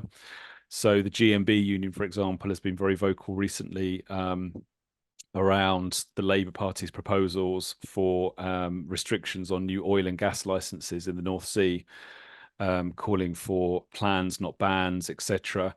But of course, their reluctance, their concerns around some of these policy moves for more ambitious climate action have been amplified by Net Zero Watch and other actors to try and show that they're part of the same coalition, if you like, that's concerned about impacts on citizens, concerned about impacts on competitiveness, etc. So they've sort of formed a loose alliance, if you like, which has the effect of questioning and slowing down climate action.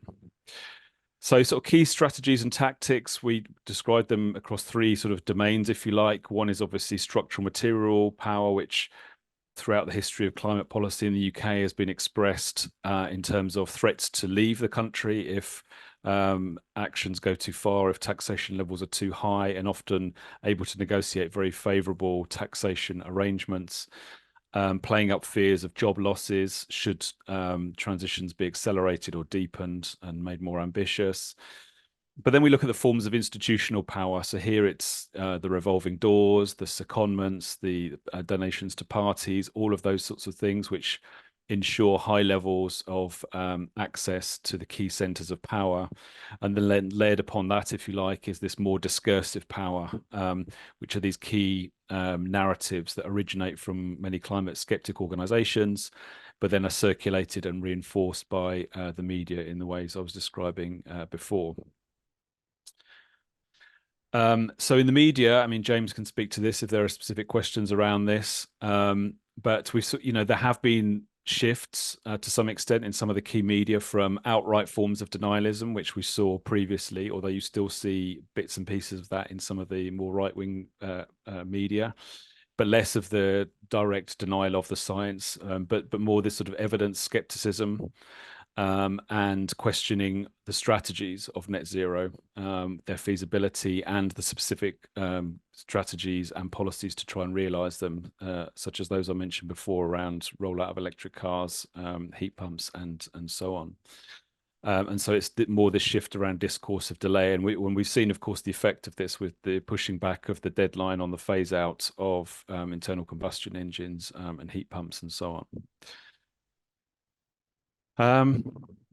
Yeah, so this is really just reinforcing what I was just saying around the sort of really focusing on the costs, impact on workers, and what analysis of climate obstructionist strategies refers to as whataboutism. So what about China? What about actions of other key actors and countries, etc. So trying to sort of displace and challenge the focus on climate and the need for action onto other actors, other places, other issues, other arenas. And so we end just very briefly, and I'll stop here with, well, what does this mean? A bit of a so what conclusion to the chapter, thinking about, well, how do we address this level of incumbency and this constant reinforcement of discourses of delay through these key actors and media. And one is clearly the need for clearer rules around the role of money in politics, greater transparency around party donations. And we provide numerous examples in the chapter of funding donations, particularly to the Conservative Party and to particular ministers in positions of power from major fossil fuel interests. So clearly there's something around regulating the role of money in politics, but also, and related to that, is the conflicts of interests when politicians move into the corporate sector and vice versa, and lack of control over revolving doors, secondments, and so on, of which there is a great deal, which we document again in the paper. And all of that results in the privileged institutional access, which again needs to be looked at far more carefully, much more critical scrutiny of that, as well as efforts to deal more seriously with the mis and disinformation, which we're finding not just in mainstream media, of course, but also social media, which is a whole other domain of climate obstructionism. So just very briefly in conclusion, it's a sort of shifting terrain, and it may shift again now as we enter into an intensified period of electioneering. But the forces of climate obstructionism, which maybe at one point we were hopeful were dying and on the decline, are still very much alive and well. The positive from that, and this is the second point, is perhaps precisely because of drives towards greater ambition and popular demand for climate action, that they fear, that the incumbent actors fear that they're on the retreat, and therefore intensify the nature of their interventions to try and slow things down. So a more positive reading is the fact that they are getting so vociferous on this issue, and trying to bring climate change into the heart of the culture wars perhaps reflects some of the success activist groups have had in trying to solidify public support for more ambitious climate action. And yeah, so really we're at a sort of what next moment, because there's, we're about quite possibly to see a realignment of political power in the UK, and it's unclear what form that will take. There's definitely scope for more ambitious climate action. There's talk of GB Energy, a new company that could lead the charge on decarbonisation, but very close links to trade unions, some of whom have played quite a delaying role, if you like, in climate policy, are also very close to the party and what would form the next government. And so that's a sort of a reason for caution, I think, about the speed of transition and the ability of any new government, frankly, to stand up to some of these incumbent and obstructionist actors. And just very finally, it's on the globally networked nature of obstructionism. So although we're talking about the UK, we provide examples of how many of the skeptic organizations are globally networked to organizations elsewhere. And so this is part of a broader network of power that we need to address. And I'll stop there. Thank you. Thanks very much, Peter. As you say, it's really a crucial kind of moment right now in the UK, with this election coming up very soon, actually. And so I guess, a key part of your work will be tracking how these discussions play out sort of during the election campaign, and after the election, though obviously there isn't much time. Just one follow-up question I wanted to ask you was around the narrative of just transition, because in the UK it seems to me that some of the anti-climate action forces have been quite adept in putting the emphasis on how net zero is a burden on the poorest families. And that's something that obviously entered the consciousness of Rishi Sunak and the Conservatives, because he has mentioned this, cost to ordinary people as something that's, as a key factor for a reason for delaying some of the policies on moving to electric vehicles and so on. And I'm just wondering whether you sense that making sure that this just transition narrative isn't kind of subverted by these opposing forces is something that's on the agenda of the Labour Party at all, or people you've spoken to about this? Yeah, no, it's a very good question. And that has been my fear for a while, actually, is the sort of co-option and dilution of the term just transition, because it can be used to say, okay, if we're talking about procedural justice, that means bringing everyone on board, making sure everyone signs off on any sort of decarbonisation strategy, which effectively is a strategy for delay, right? It's to say, if you make climate policies contingent on addressing all forms of social and environmental inequalities, many of which run back decades, it's a way of basically not acting at all, and so that is a very real concern. And of course, I think the key strategic challenge is to push back on the justice implications of not acting, not just for poorer communities here and now, but and in the UK, but elsewhere, of course. So I think there is it's a real challenge. So it's a useful entry point still, I think, and we're finding this talking to people in the Labour Party, the just transition framing, particularly when you're talking to trade unions and others, it's an important part of the conversation. But you just constantly have to flag the injustices that will flow from going slower or slowing down, whilst recognising the need to think through the justice impacts of whichever pathway we take, frankly. So no, it's a very, very important point. Right, and I think, that's one of the difficulties, is getting that message through on the cost of inaction, because, perhaps it's something that it's less tangible, right, in the immediate future. Okay, thanks for that. We'll move on to the Scotland case study, which will be presented by William Dinnan at the University of Stirling. Obviously, it's been a fairly tricky relationship between what's been happening at the Westminster level and what's been happening in Scotland. We had this announcement just recently that Scotland will be stepping back from its goal of 75% emissions cuts by 2030. although it's sticking to its net zero by 2045 target, but some of the blame for that was certainly being put on Westminster's policies. Yes, but Scotland very much is another operating environment, I guess, when it comes to climate obstruction. So we'll, yeah, please tell us about your research.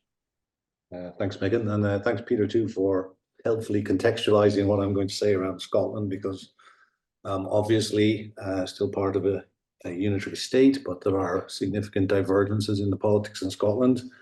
However, I'm sad to report there are significant continuities too with what we've just been talking about in the UK, and the kind of the media environment and the kind of public discourse around this. There are overlapping public spheres, obviously.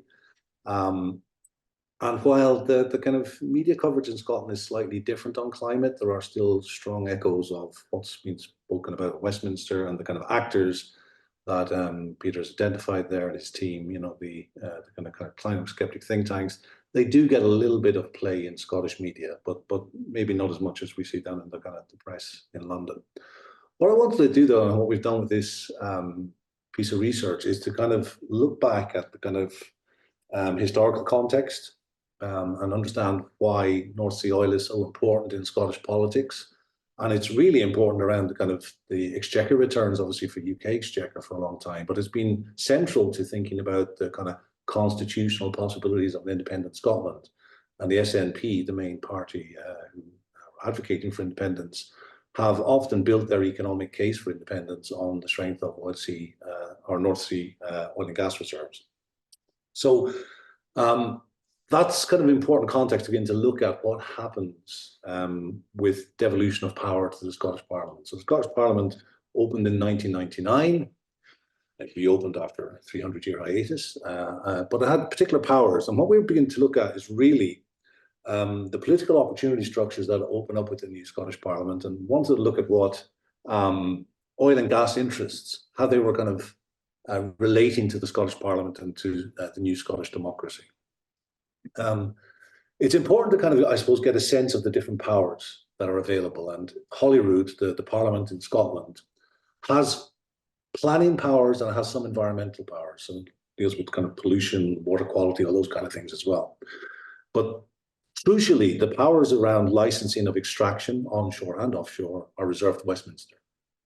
Also, taxation powers and kind of energy policy more broadly is a Westminster power. But that doesn't mean that the Scottish Parliament and Scottish politicians haven't a lot to say about this. And also the fact that there's so many oil and gas jobs concentrated in particular constituencies in Scotland means that kind of the politics of oil and gas have played out in particular ways.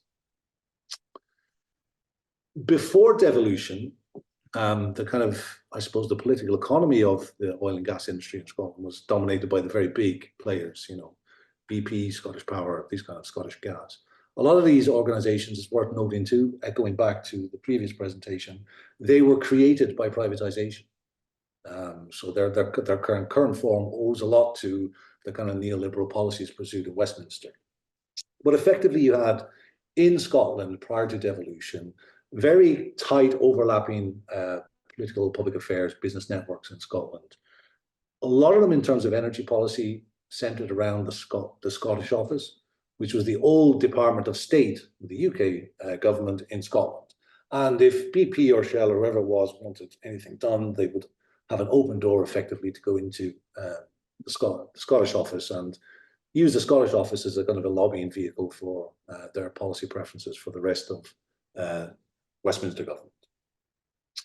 Since devolution, those tight corporatist networks, they still exist, but they have shifted a little bit. The big energy companies and the big utilities quickly created a thing called the Scottish Utilities Forum. So this was a kind of a lobbying vehicle to talk to the Scottish government about the concerns of various utilities. They also created initially a cross-party group at the Scottish Parliament for oil and gas, which has continued to be a significant player, actually. And you also have the peak business organizations that are important in terms of articulating the preferences of business generally, but actually within this oil and gas to Scottish decision makers. So the CBI, the Institute of Directors in Scotland, and Scottish Chambers of Commerce too have been quite important. The local chambers of commerce in places where the industry is concentrated, so up near Aberdeen and indeed in the Central Belt, have been significant. You also saw with devolution the big energy companies made a concerted effort to get to know politicians and get to know the new political landscape. So we tell the story of this through two companies in particular. So we focus on BP, and we also look at INEOS, who took over a lot of BP's business in Scotland, and begin to look at what they've been doing in kind of public policy space in the last number of years. I should also say that there was a huge emphasis on corporate social responsibility when the Scottish Parliament opened. So the Scottish Parliament opened with a lot of high rhetoric and high hope about a new style of politics. And a lot of that, you know, the way that BP, for instance, kind of demonstrated its commitment to this was its kind of corporate social responsibility programs and its local social investments. I mean, all this premised on the idea to maintain its license to operate. Also, what you found is that a lot of the big energy companies in Scotland were very active on the party political conference scene. So were kind of, you know, regular attendees at all the party conferences with, you know, big investment to get to know ministers, get to know their special advisors, get to know people in the political parties who were concerned about energy policy, and to speak to them on an agenda they may be interested in. So, you know, fuel poverty was one of the very early ones in Scotland that the energy companies thought they could get a hearing on. Okay. So I'll just quickly go through a couple of the case studies that kind of contextualize what we're talking about. BP, a very significant player in Scotland at the turn of the century, had, you know, huge kind of stakes in the North Sea and had a massive refinery, which is part of the critical national infrastructure of the UK, at Grangemouth in central Scotland. Huge employer. And this is at the time too that BP was reinventing itself with this kind of beyond petroleum strategy. So a huge emphasis on being a good neighbor, on kind of sustainability ideas. But also very early in their conversations with the Scottish government, BP were talking about their exit from Scotland and what they could do to leave a good legacy. They were aware of criticism of the oil industry and quickly moved to set up an advisory board in Scotland, which drew in people from across public life to advise BP on how it should orient to various government initiatives and policies. It created a thing called the International Futures Forum, which was a kind of a think tank to think about, as they grandly titled it at the time, a second Scottish Enlightenment. So this is blue sky thinking about kind of industrial policy for Scotland. And a lot of that work was focused on Grangemouth and creating sustainable jobs in Grangemouth if and when BP was to exit. The Futures Forum is interesting because it's an idea that then became adopted by the Scottish Parliament, and the Futures Forum exists as a kind of a quasi-autonomous body of the Scottish Parliament. Its other claim to fame in the time that we were looking at was the Futures Forum invited Bjorn Blomberg to the Scottish Parliament to reassure decision makers that climate change was all a kind of an overhyped fantasy of the green left, if you like. Other things that BP were doing in Scotland at the time was experiments with carbon trading. And this was internal to the company that, you know, the Grangemouth side would buy some carbon credits off North Sea production facilities, et cetera, et cetera. But it was trying to demonstrate that the model of carbon trading and carbon offsetting could work. And all that was very active, and they were doing an awful lot of things. And then suddenly they more or less sold up. The refinery in Grangemouth was sold to INEOS, and INEOS are a very different type of company. INEOS, owned by Jim Ratcliffe, who's now the kind of owner of Manchester United, were, you know, quite different in their public affairs positioning and their public relations activity. You know, they were unashamedly in the business of oil and gas and weren't trying to pretend they were anything else.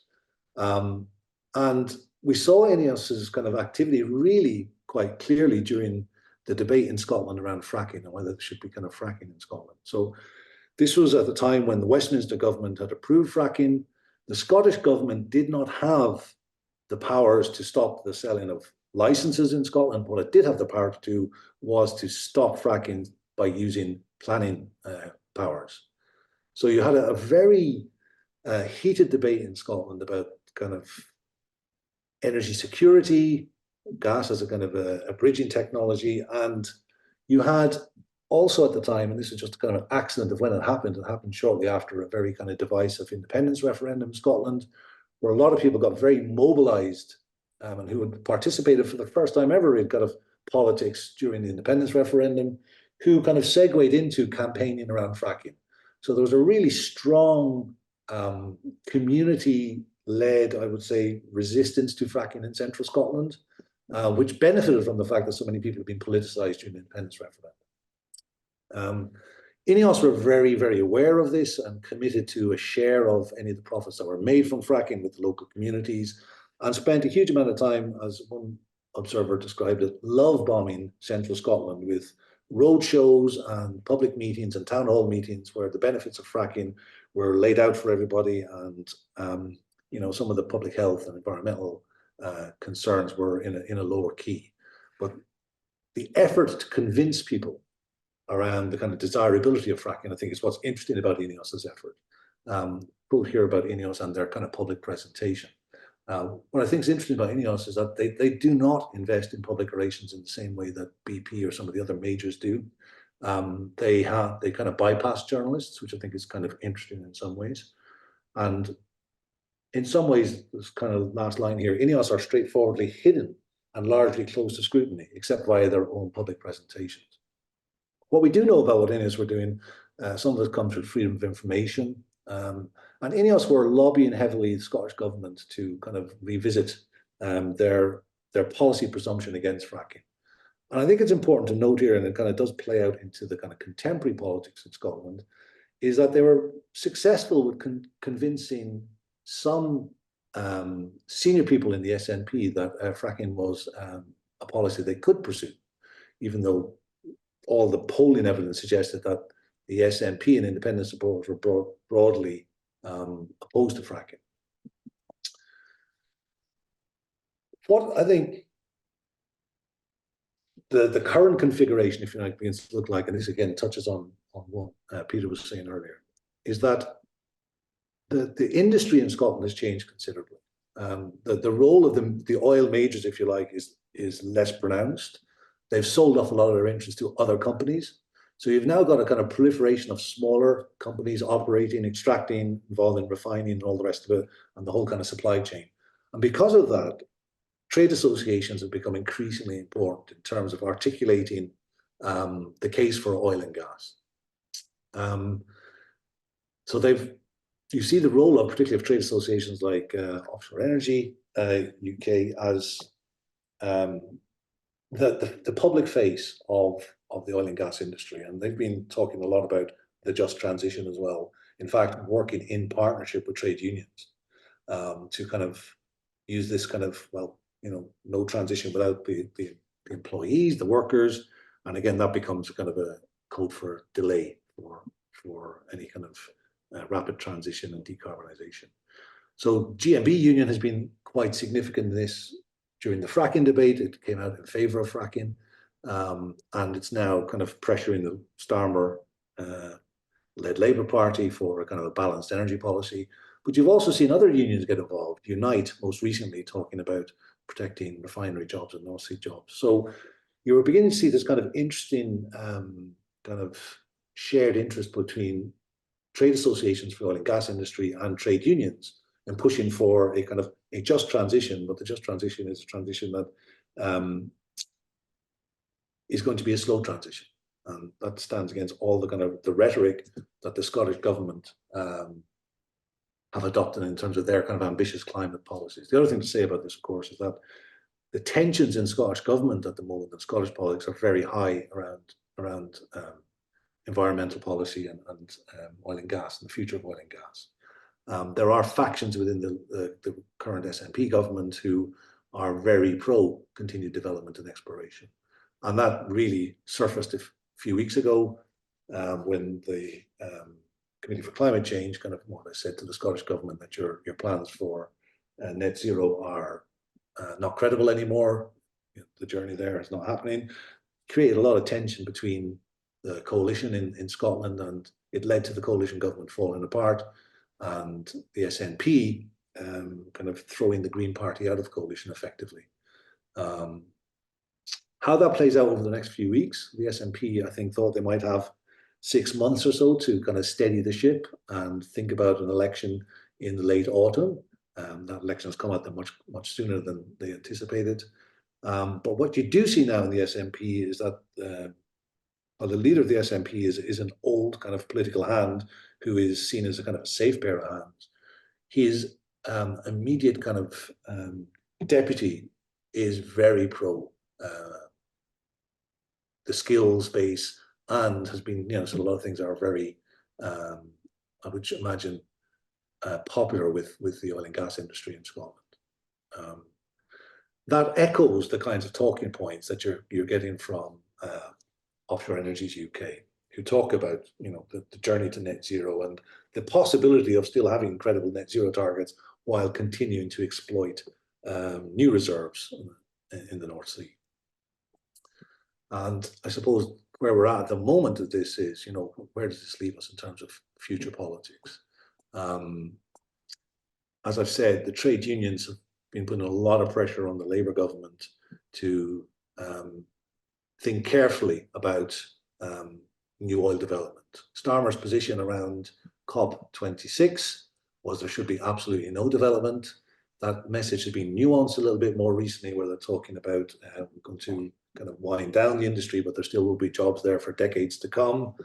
And you now begin to see this interesting conflict between Offshore Energies UK and some of the trade unions about the need to continue to protect North Sea oil and gas jobs. Thank you. Okay, great.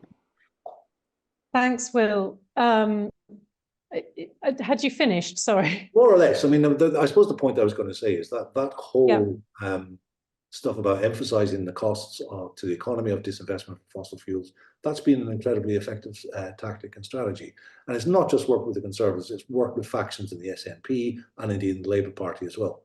So while the public rhetoric in Scotland around climate ambition and being a kind of a leader, that just has not been delivered. Now, part of that has got to do with the constitutional powers in Scotland and the policy levers available to the Scottish government. But I think it would be kind of remiss to think that there's a consensus across some of the bigger parties in Scotland on this stuff. There isn't, and there are factions within the SNP as much as there are in the Labour Party who are wedded to continued exploration in the North Sea. And I'll finish there. How this all plays out in the next election as well. Interesting times for all of us. Absolutely. Yeah, and that's a super interesting point about when it comes down to job losses and impacts on local economies, how suddenly sort of more abstract ideas about net zero and targets and all that kind of thing start to kind of become a bit more subservient to more near-term electoral concerns. And another point I thought was super interesting is to see to what extent gas will be played up as a transition fuel, especially when it comes to abated gas, so where there's carbon capture and storage applied to the emissions. And obviously it'll depend on the technology, but this is not something that's limited to Scotland. It's the debate around gas is only going to heat up as we go forward with the transition, and Scotland will be a key kind of theatre for that to be playing out. Thank you very much, Will. We're now going to move to a rather different national context, which is Russia. And I'm going to hand over to Mariana from Nottingham Trent University to take us through her research, or her and her colleagues' research on Russia. Just having a quick glance at that before we started this afternoon. I think that the situation in Russia is obviously rather different, and Mariana will explain to us what the particular issues are in a country with such huge fossil fuel interests and not very democratic government in charge. Thanks, Mariana. Thank you. So you can see and hear me well and presentation? Yes. Thank you. Yeah, so I'm presenting the chapter on Russia in many ways, and outlier within this volume. This is a co-authored chapter with Dr. Ellie Martus, who is based in Griffith in Australia, and for obvious reasons was not able to join us since it's been middle of the night for her. But I'll try to present the summary of what we kind of try to highlight within this volume. So obviously, speaking of Russia, is still one of the largest gas oil exporters in the world. It's still one of the largest greenhouse gas emitters in the world. So we kind of argue that even within the current very complex geopolitical setting, it's important to have still a quite clear understanding of what is happening in terms of the climate policy within the country, and in particular in terms of the climate obstruction. So in our chapter, we look at Russia as a case of authoritarian state, and how the actual nature of the state is in some ways creates this climate obstruction. Of course, Russia is becoming more authoritarian, even since the start of the invasion in February 2022. So the questions we are asking, not just what climate obstructions looks like in an authoritarian state, but what does it look like when this authoritarian state decides to declare war? A bit on historical overview of the climate obstruction. There are some interesting cases. I'm not going to say much about it. It's quite extensively has been explored in the literature. So there's an interesting period of time when Russia was going through the signing and ratifying the Kyoto Protocol. And we saw, even despite extremely favorable conditions imposed by the Kyoto Protocol into Russia, we still saw quite loud examples, pronounced examples of the climate obstruction in the country. And probably the most kind of iconic examples here is manifested in the position of the, at the time, economic advisor to the president, Andrei Larionov, who compared Kyoto Protocol to the Auschwitz, and also stated that it's a declared war against Russia. And also the chief climate scientist at the time, who doubted the scientific basis of the Kyoto Protocol. And they were quite powerful in their ways to delaying the sign and ratifying Kyoto Protocol, which at the end did happen, but not without sort of political bargaining and negotiations behind the scene. So in terms of the existing actors that contribute to the climate obstruction in the country, so we looked at different categories, but I must say that when it comes to the science, that majority of the climatologists in Russia currently, of course, they're supporting the anthropogenic climate change theory, and also they're kind of they're not the forces behind the climate obstructions. But when does science being used, it usually comes from the sort of near climate kind of scientific communities, the people who claim credits in some ways that being in the known. And what are the themes that work here is usually starting with the straight doubt in the climate science, but also quite more specific to Russian context, highlighting potential benefits. And even, I think, yesterday I saw another article published with the elaborate discussion on how climate change would be good for such northern country as Russia. And a lot has to do with the Arctic and exploration of the Arctic and the Northern Sea route. And of course, there is ongoing debate on questioning global climate governance and whether there are more viable alternatives to the proposed climate mitigation policies. And here, probably the most kind of notable examples is the whole debate around the Russian forest and how it should be calculated in terms of the towards its the requirements of reducing its emissions, and also kind of the emergence of the geoengineering discussion. And Russia, even in time of the Soviet Union, has quite a lot of a rich tradition in terms of the scientific debate and even some experiments in the geoengineering. We do provide some examples what makes Russia different to other cases, Western cases, and one of them is, for instance, there is lack of the conservative think tanks, and that's where we argue that it's actually because of the state, the nature, authoritarian nature of the state, there is no need for some creating of such institution, such organization, as the state can much easier manipulate and control the discourse around climate change. Just very briefly about the media, obviously highly censored, and especially since the February 2022, as I'm sure you're aware that majority of the foreign websites, news websites, not now available in Russia, the whole Meta platform is banned, and so on. So the media space is quite restricted. The remaining independent media had to leave the country, and so on. But even before that, we saw that the coverage was mostly following the steps of the state and the so-called, main newsmakers in the country, and it kind of would change the tune depending on what this main newsmaker would say, which could have been quite confusing in the past, because there were examples where within a few weeks, the president could say that, yes, Russia is all in terms of this, actively taking part in the global climate change mitigation efforts, and then, in a short period of time, ridiculing, questioning anthropogenic climate change. But also another kind of feature specific to Russia, overall, it's consistently limited attention to the climate change topics. So the consistently low levels of media coverage, relatively speaking. And another one is a reappearance, especially in the last 2 years, a reappearance of the conspiratorial narratives, which go hand in hand with the whole reestablishment narrative of the kind of the Cold War rhetoric. The government, this is difficult, again, to kind of separate government as, the separate actor from the private sector, for instance, from the industry. So in Russia, we obviously have close connections, interlinks between the government and the fossil fuel industries.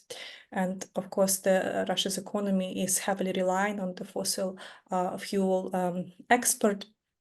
And even, since in the last 2 years, the energy market was changed, and sanctions imposed and so on, but still the industry remains crucial, maintaining this survival of the political regime and survival of the Russian economy. So there are some important actors there who are more powerful than others in terms of the contributing to the climate obstructions. Like in the past, there were some pronounced actions coming from the Ministry of Energy, which traditionally siding with the sectoral interest. But also we are exploring this notion how the government's repressions also becomes an instrument as a tool or creating climate obstruction, even though maybe climate is not the actual goal or aim, but it's something else. For instance, civil society has been obviously repressed and restricted quite significantly over the last decade. And in the last 2 years, we've seen that the major international NGOs had to leave Russia, were unable to operate, including Greenpeace and World Wildlife Fund. The most famous climate activists had to leave the country, or the people had to reinvent themselves, how they actually talk about the climate, how they protest, how do they keep working with the topic. Industry, so the same goes here, yes, so they're very difficult to separate where the state ends and industry's interests begin. So we have some key individuals here who've been quite proactive in terms of the contributing to the climate obstruction, for instance, Sechin and Melchenko. So this is from the very much inner Putin's circle. Also some business associations.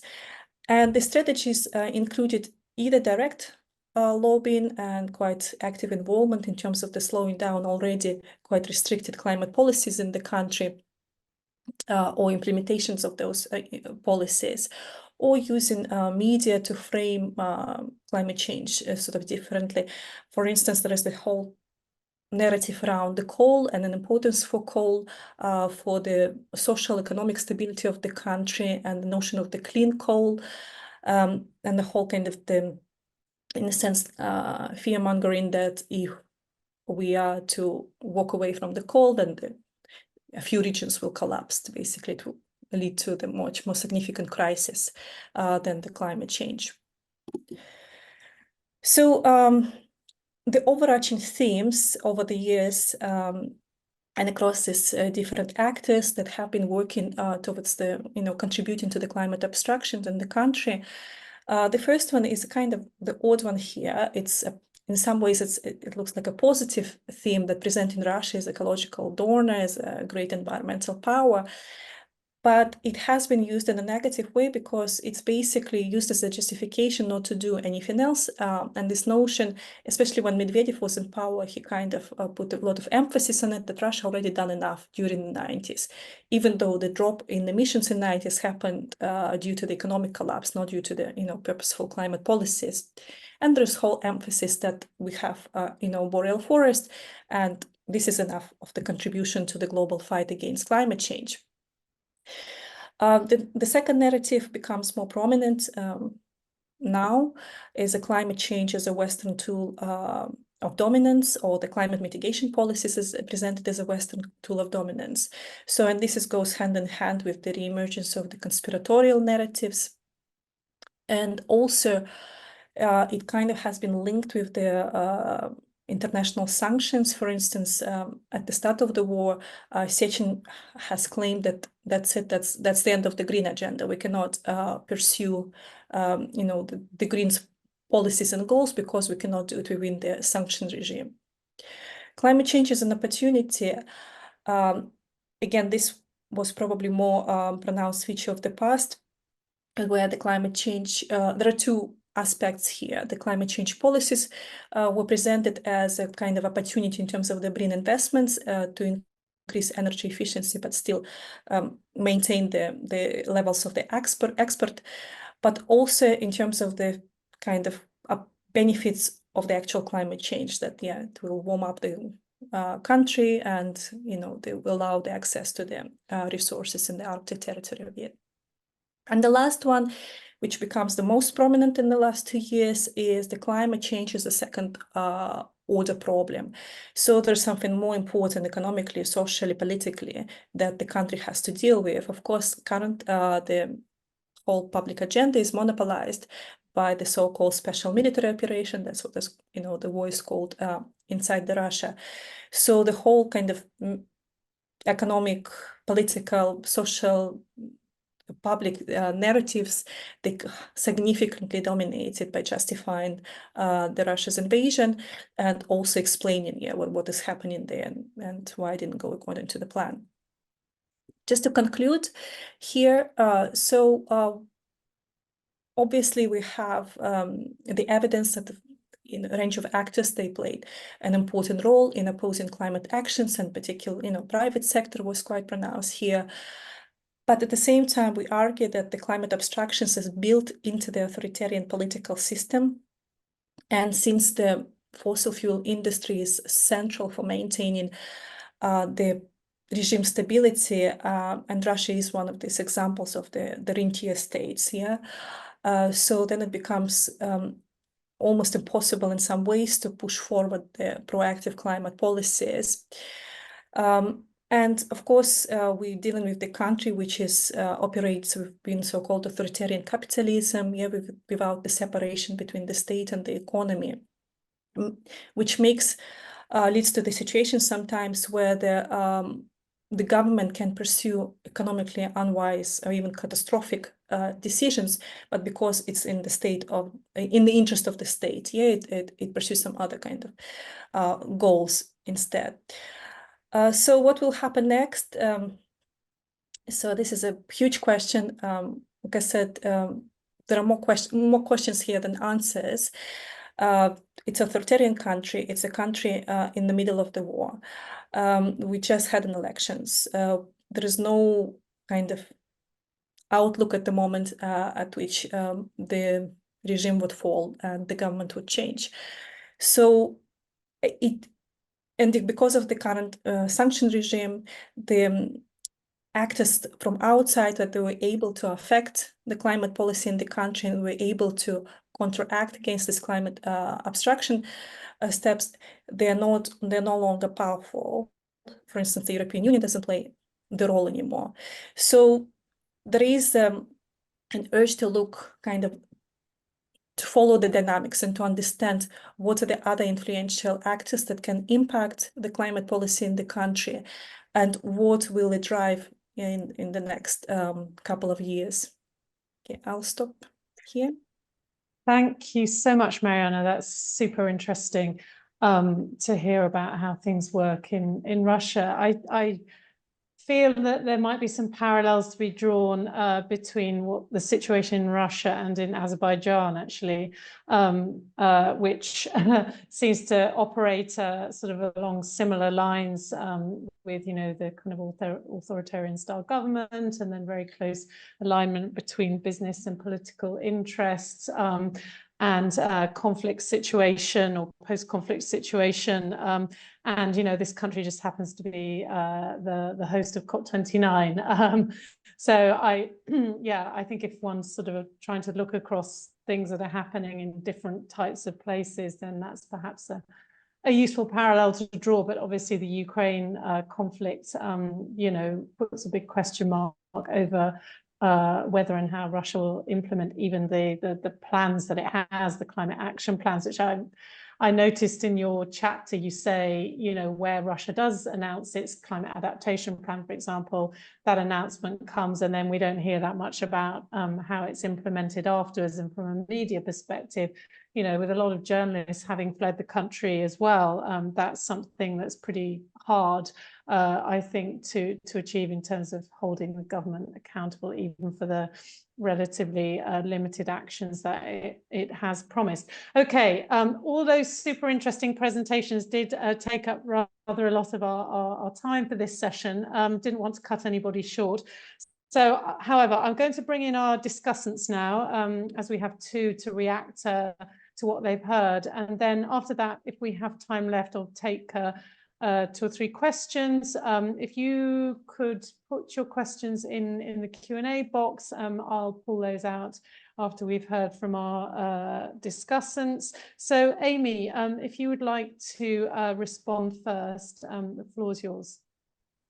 Hiya, yeah, thanks for inviting me on. Those presentations are really interesting to kind of see the parallels and similarities between the different countries discussed. I think like one point that kind of comes through in terms of UK politics that we've seen is this real like shift to the right over the past sort of, particularly the past decade, which has meant like a real narrowing of opportunities for access to government and who is influencing government policies. So like where in the past we've been able to run campaigns and we have run investigations into like, you know, fossil fuel donations to government ministers and things like that, and it's been very scandalous.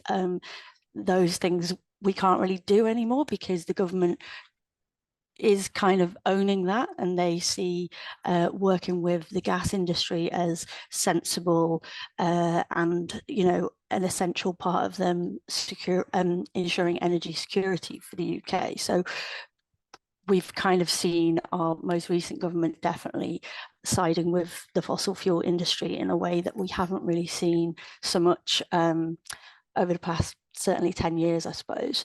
And I think to the point that Peter made in his presentation on like this this government positioning themselves as like the climate realists, certainly Rishi Sunak has you know, had this agenda of a pragmatic approach to net zero, which has just meant scrapping of net zero targets, and you know, it's kind of, this kind of has filtered through to other political parties as well, and we've seen kind of this shifting of the Overton window slightly in the wrong direction, and people, some other campaign organisations as well, talking about what is politically possible rather than what is absolutely necessary at this point. You know, we've seen this shift to the right come at the same time as we need to be shifting from you know, government setting climate targets to government really delivering at scale to achieve those targets. So it's worrying. It's a worrying time. I think also like this shift to the right has allowed the government to kind of well, I guess it's come hand in hand with this agenda to sort of demonize protesters, and while positioning themselves as pragmatic realist, position climate protesters as, you know, eco zealots and things like that. We've all been called, which has allowed for these much more sort of authoritarian anti-protest laws and bills to be introduced, which really just has a chilling effect on climate protest across the UK, really, and on the sort of interventions that a lot of climate campaigners will be wanting to take to hold the government to account. So yeah, I think I could go on, but I don't want to take up too much time.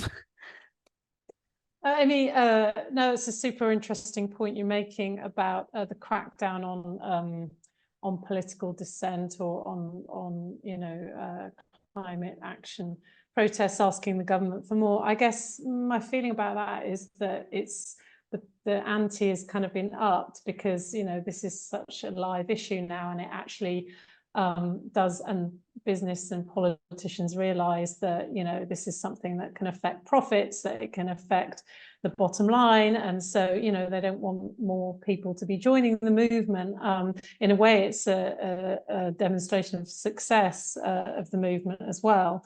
I can bring it back in a minute, but I just wanted to ask Rick Lander from Friends of the Earth Scotland, as somebody who works on divestment.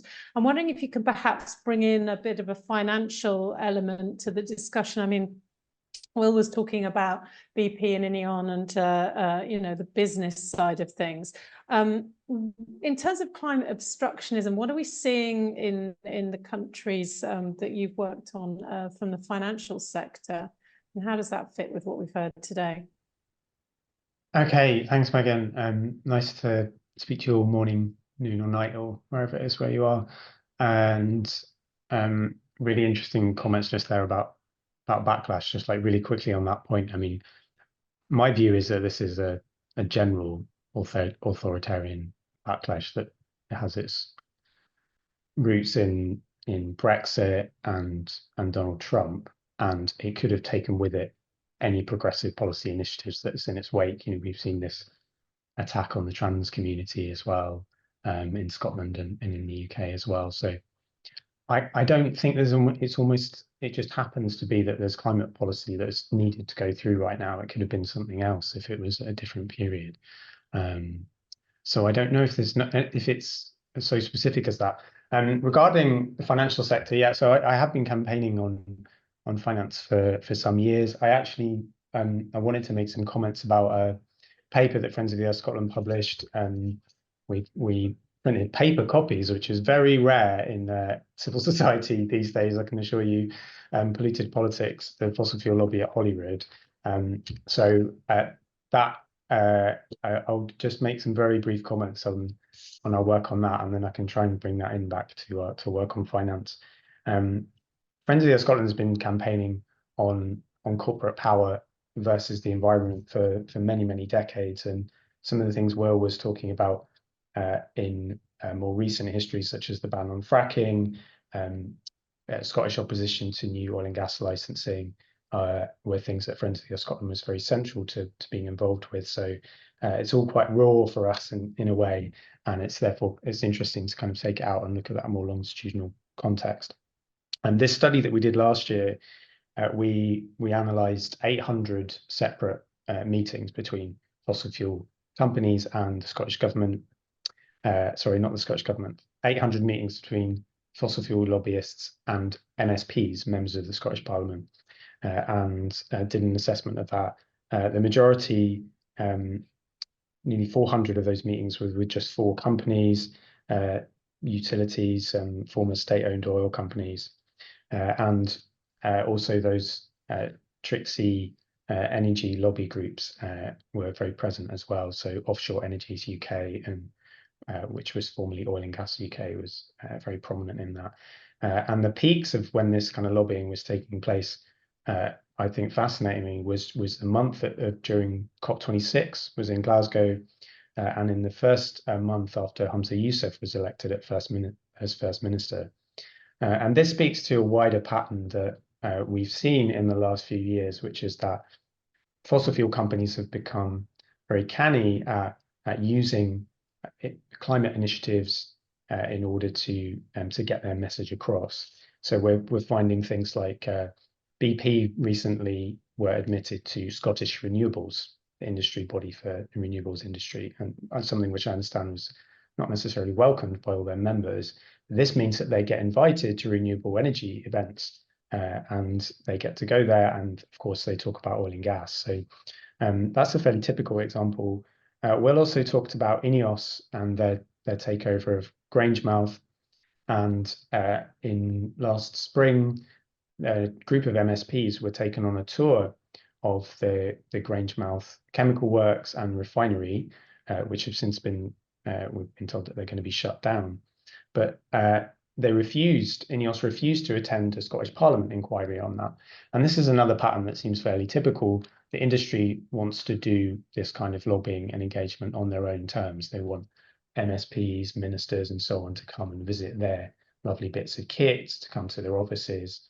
And if possible, they're kind of avoiding those kind of public fora. And yeah, lots and lots of examples of this kind of thing happening. Regarding a few things that have kind of been spoken in, bringing it right up to date, we've just got a new First Minister, as Will mentioned. We've just had a general election declared yesterday. It's still raining in the UK, by the way, for people who saw the pictures of Prime Minister outside Downing Street yesterday. And that means we're very likely, you know, if you're a betting person, I think you'd be putting your money on Keir Starmer being Prime Minister within the next couple of months. And Keir Starmer has put his store very firmly behind carbon capture and storage and other questionable new technologies. And this is a big concern for us in Scotland, because Friends of the Earth Scotland, our view is that the carbon capture and storage really doesn't have any kind of track record to be claiming itself as any kind of pro-environmental policy. And the real fear is that the industry actually knows that it's not effective and functional and is very expensive, that they know this, and that they will get infrastructure built on the basis that it maybe plausibly could come in later in the future. And then when that doesn't happen, well, you know, we've built the power plant now. And so we've got a proposal for a new gas-fired power station at Peterhead in Aberdeenshire.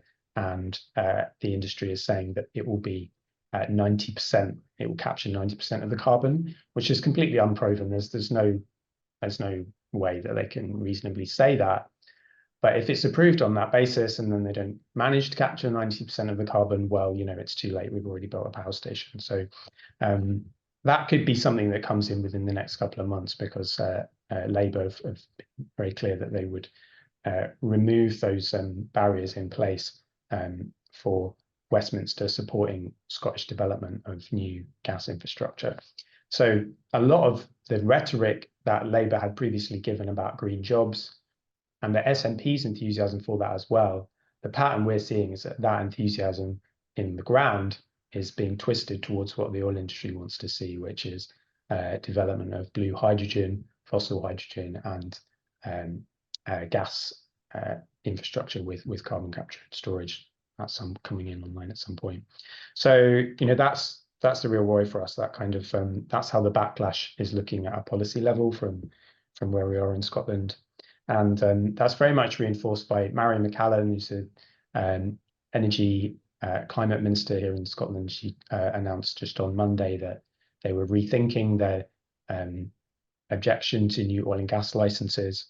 And just yesterday, before his thunder was stolen by the Prime Minister, the First Minister was in Parliament talking about his new priorities and said that there was going to be some announcement on oil and gas in the next month. So we're very much bracing ourselves for Scottish Government giving a U-turn and coming out in support of new fossil fuels. And in a way, I don't see that as a huge change, unfortunately, because whilst Scotland, I think Scotland's a fascinating example of a country which appears to be, you know, a climate leader, and we have got a huge wind industry in Scotland. We generate more than 100% of our energy here from renewables, but the other sectors of the economy basically completely unchanged, and we have not really seen any change in transport emissions, in home heating and so on. And these are the places where where the impact falls more on individual behaviours, and it requires a lot of policy support and grassroots support to be built in order to push through that. So that's kind of like bringing the situation in Scotland up to date. I will have to give you I'll have to scribble down a few ideas and think about your question on finance, because I wasn't expecting to speak on that. But I can absolutely try, and if you give me the next 5 minutes, I'll do my best. That would be great, except that we don't have a huge amount of time left in the session, so maybe that's one for another time. But yeah, I mean, from what you're saying, it's slightly, well, it's very concerning, because it seems in some ways as if the forces of climate obstructionism currently have the upper hand in Scotland, as in, you know, they're edging ahead in terms of rowing back and going more positively towards the oil and gas industry compared with a little while ago. Thank you very much for those responses. I just wanted to ask if there are any further questions, or if anybody listening in wants to ask a question. In the meantime, Guy Edwards has put a question in the Q&A box, which is basically around what journalists write, what the media says about green measures. Basically, his question is, and any of the panelists can answer this if they are so inclined. The question is, are efforts to challenge myths in the media about EVs, heat pumps, wind turbines, and so on helpful and necessary, or do they serve to simply amplify the original arguments against those things?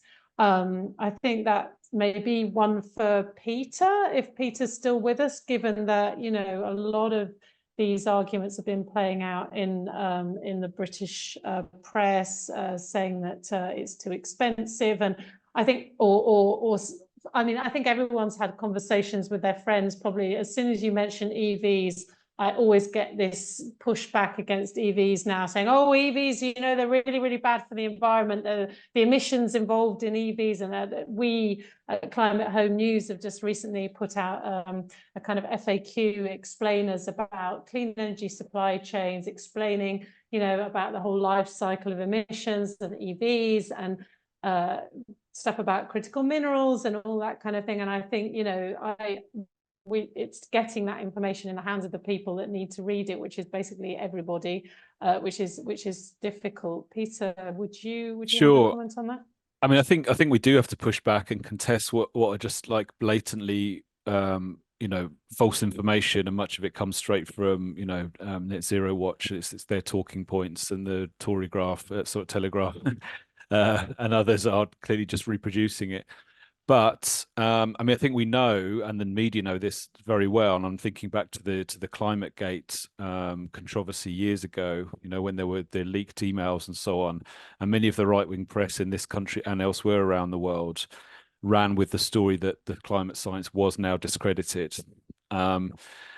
You know, had an absolute field day in trying to discredit the case for action. And then when the hearings took place and found out that there wasn't any dubious scientific conduct behind any of this, they failed to report that part. So they do the damage and they move on. And this is the problem. You know, they've circulated these stories and they get reshared on social media. And this is, of course, part of the story. They probably won't engage properly with the pushback where you say, actually, that's factually incorrect, or, you know, you're making lots of dubious assumptions here. That part doesn't get heard often. I think we have to do it. You have to make the case and try and counter that messaging. Absolutely. But we shouldn't be naive about the fact that that is the strategy. You cause the damage and you move on, and you're not held to account. And that's one of the real challenges here. Yeah, I'd agree with that, Peter. And I was just saying to somebody at the International Institute for Environment and Development, we were talking about this issue not so long ago, that my feeling is that, like, actually the anti-climate action voices have been really effective at leveraging issues like EVs and so on. So actually, to push back against it, people who are pro-EVs, pro-climate action can't just be as good as them in terms of messaging. It actually needs to be better, because the battle is kind of being a little bit lost on that front, I feel, at the moment. Amy, can I bring you in on that? Thanks. Yeah, I think, like, you know, we saw the cost of living crisis in the UK was weaponized really well by the same people that you're speaking about, to kind of say, you know, green measures will put huge extra costs onto people's bills, and it's ordinary people that will pay the price for net zero. But then, you know, the facts were at its peak in the energy crisis, gas was 9 times more expensive than renewables. So, like, these you know, these articles and stuff never talk about the cost of inaction, which, you know, once the transition is made, people's energy bills will be much less and stuff. You know, retrofitting homes will bring down people's energy costs straight away. So the question then is about, well, who pays the upfront costs? And the government that we've had in the UK certainly does not want to pay that upfront cost. We had the Labour Party who put out their Green Prosperity Plan, which was £28 billion of investment into green infrastructure and retrofitting homes across the UK, similar to Biden's IRA in the way it was kind of marketed. But yeah, we just saw that attacked constantly by you know, the government and right-wing press until Keir Starmer dropped it. You know, similar to the point before about Labour's no new oil and gas stance, which was just completely attacked until they retreated so much. So I think, like, yeah, we kind of their strategies are quite clear, and it is the kind of like just hit and run strategies. But the worrying thing is that it really does scare off our you know, the Labour Party or sort of progressive policymakers. It does do a lot of damage, as we've seen. And the other point that I think is really worth stressing is this: that the information that's emitted that isn't given to people, it's as much, you know, information is ideological in the hands of the media, or not all of the media, but a good chunk, especially in the UK, which is quite partisan, and proudly so. But this lack of information about the costs of inaction is a real problem, I think. Rick, can I bring you in quickly, and then we have a question for Mariana, and then we probably will have to finish. Thanks. I just to mention that something that's changed hugely in the last 20 years is that newspaper readership has absolutely plummeted. So if you're concerned about you know, what the Telegraph is, don't bother, just put those guys down. But the telly and the radio, they still have their viewership. So there's a battle to be waged there, and it's interesting. I think something we've been talking about recently is kind of trying to reorientate our media output to focus more on broadcast media. And there are some interesting things, like a group called Neon that has a program where they train up activists to go just to fill spots on TV, to be somewhat a progressive voice on these kind of TV debates. So it's important work. If we need to get more people to be taking those spaces. Yeah, absolutely. Yeah, the press is only one part of the story, and let's not even start discussing what happens on TikTok. Mariana, can I bring you in, please? We've got a question for you. Do you have any information on Russian climate disinformation abroad? I think Dita probably means how that's spreading beyond Russia. No, the simple answer, no, in a sense. I don't have reliable information about it, but obviously it was quite apparent then the whole discussion around Azerbaijan hosting COP29. It was Russia's lobbying behind it. So we also saw obviously Russia's involvement in the ongoing or former election campaigns in the EU, which has kind of, even if climate is not targeted, but it becomes a victim of this kind of overall involvement in the election process, and which parties, political actors are favored in those, or supported in those elections. And also the last thing I will say, kind of in terms of, again, maybe it's not misinformation, but influencing outside the country, and the whole question of who is now going to all of these climate-related meetings and processes, right? Like if we look at the last COPs, especially before the invasion, Russia had one of the largest delegations, well, the largest in terms of the Russian delegations, but it had the largest proportion of the fossil fuel industry affiliated kind of participants, and the same happened last year. Even, you know, the war is in full swing. Still, it is able to send its industry representatives there, which of course then able to impact the agenda, considering that the last two COPs were in the Russia's favorable kind of political regime settings, and the next one is coming up is one of the kind of close allies. Yes, that is going to be exceedingly interesting. I was just thinking, Timmins, have you got a plan for doing some research on climate obstructionism within the UNFCCC process? Because I feel like we really need that. Yeah, we have a working group in CSSN that's just getting on its feet to work on that. And we'll be rolling out this book, of course, at the Bonn Intersessional in 2 weeks. And there's a chapter in the global volume, right? Yeah, and then in the global volume, we have a chapter. That's right. Thank you, Jennifer. On obstruction in the UNFCCC. You know, in the past, a lot of the focus has been on Saudi Arabia, the United States. So I think, yeah, we have a lot more to understand. Absolutely. No, well, I shall read that with huge interest. I think James wanted to make a comment. James Painter has his hands up. I know we're running out of time, but James, do you want to jump in quickly and then we'll close? Yes, I'll be very quick. It was really in response to Guy's question, Peter's comment. We're building on the chapter that we've done for this book by doing a huge new study on the UK media's treatment of net zero and all the various policies that you've been talking about.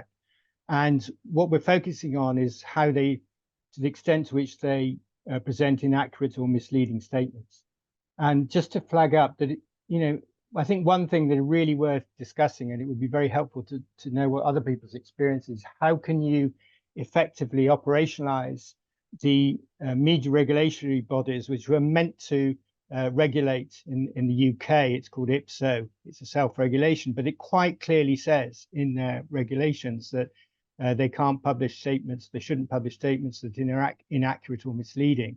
So we have built up a very powerful set of data to the extent to which the right-wing media are doing that, and not just the right-wing media. And so in answer to Guy's question, I think there are things that you can do, and we do have to push back, as Peter says, but we really have to have a proper, sensible discussion about what you can and can't do with the media, and where are the pressure points, particularly with the new government. So just I'll throw that in.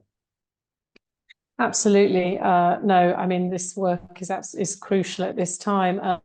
And, you know, obviously, I think as much publicity that all of you who have worked on this book can get for your work, the better, because, you know, if we get some discussion going about climate obstructionism, you know, with the key things happening like the UK elections and so on, then, you know, people will hear it and hopefully start talking about it and bring it out into the open. And with that, thank you so much to the panel. It was absolutely fascinating. I've learned a lot, and I think this whole interaction between your work, the media, and then the public, and how it all comes together is something that I will very much take away from today's discussion. So thank you very much for your insights, and I'll hand back to Timmins and Jennifer. Thank you.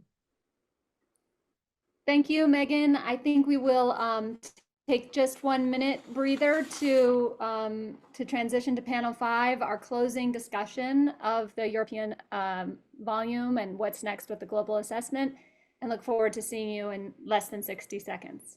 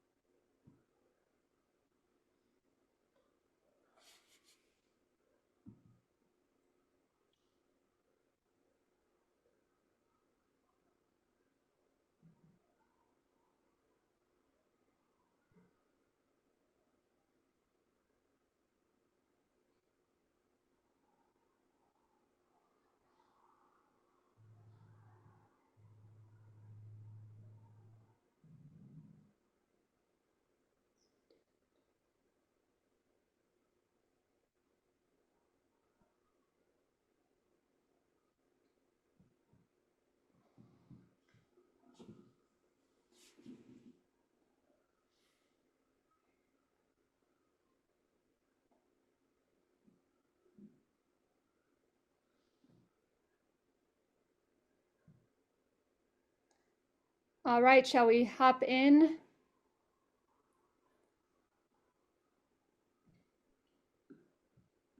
So I want to Thank make you, sure everyone. that you, I'm going to do just an introduction of Jennifer because she didn't get a proper introduction earlier. So Jennifer Jacquet is a professor of environmental science and policy at the Rosenthal School of Marine, Atmospheric, and Earth Science at the University of Miami.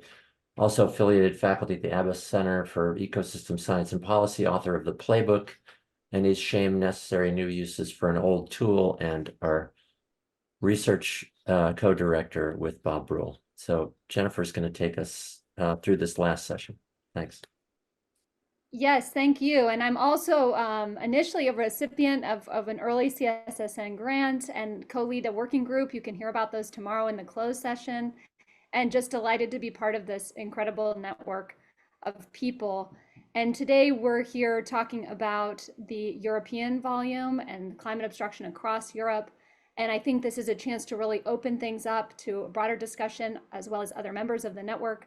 But we're joined by, of course, Dr. Timmins Roberts, who almost needs no introduction at this point. But I will mention, of course, he's the executive director of CSSN, as well as the Idelson Professor of Environmental Studies and Sociology at Brown University, which is home to CSSN. His current research focuses on social drivers of action and inaction on climate change. For those of you who know him, you will know that he's obsessed right now with renewable energy and wind energy off of Rhode Island. And Bob Brule is here, visiting professor at Brown, the research director, of course, of CSSN, the godfather in many ways of a lot of these projects. And he is working on an enormous book right now that will, I think, summarize nicely all of his research on US environmental politics, critical theory, the political and cultural dynamics of climate change.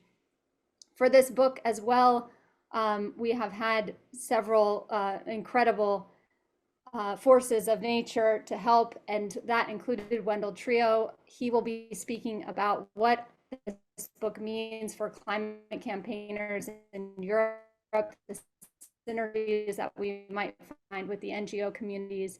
And he is a climate change and policy. He has a breadth of knowledge and experience in climate-centered NGOs through his work at CAN, Greenpeace International, the UNFCCC, and more.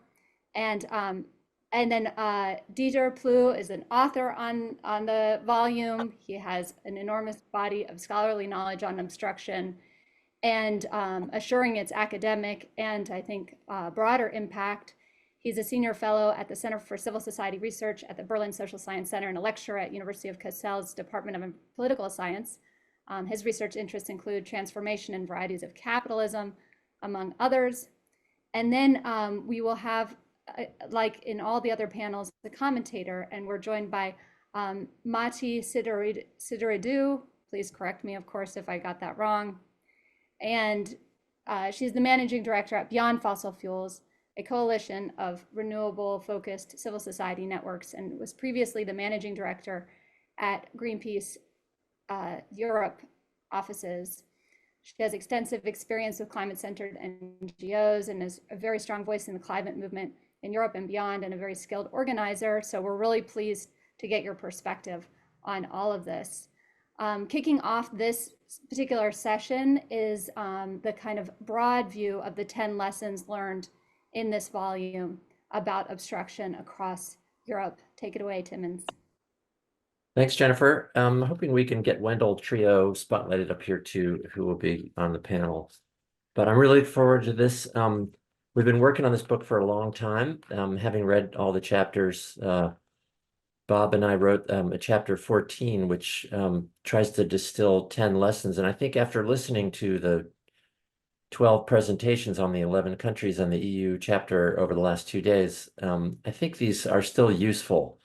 And I'll try to point a little bit to what direction these lead us to in terms of research agenda and maybe some action ideas. I mean, that's the hope, is that this volume can be useful, in the field, not just on the shelf, that it will be something that could be mobilized by those seeking to advance climate action. So lesson 1, the importance of structural economic conditions.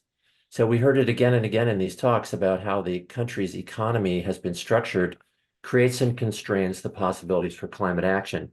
And that it really, these national economies predetermine obstruction arenas by creating and empowering major incumbent interests based on how the country was integrated into their regional and global economy.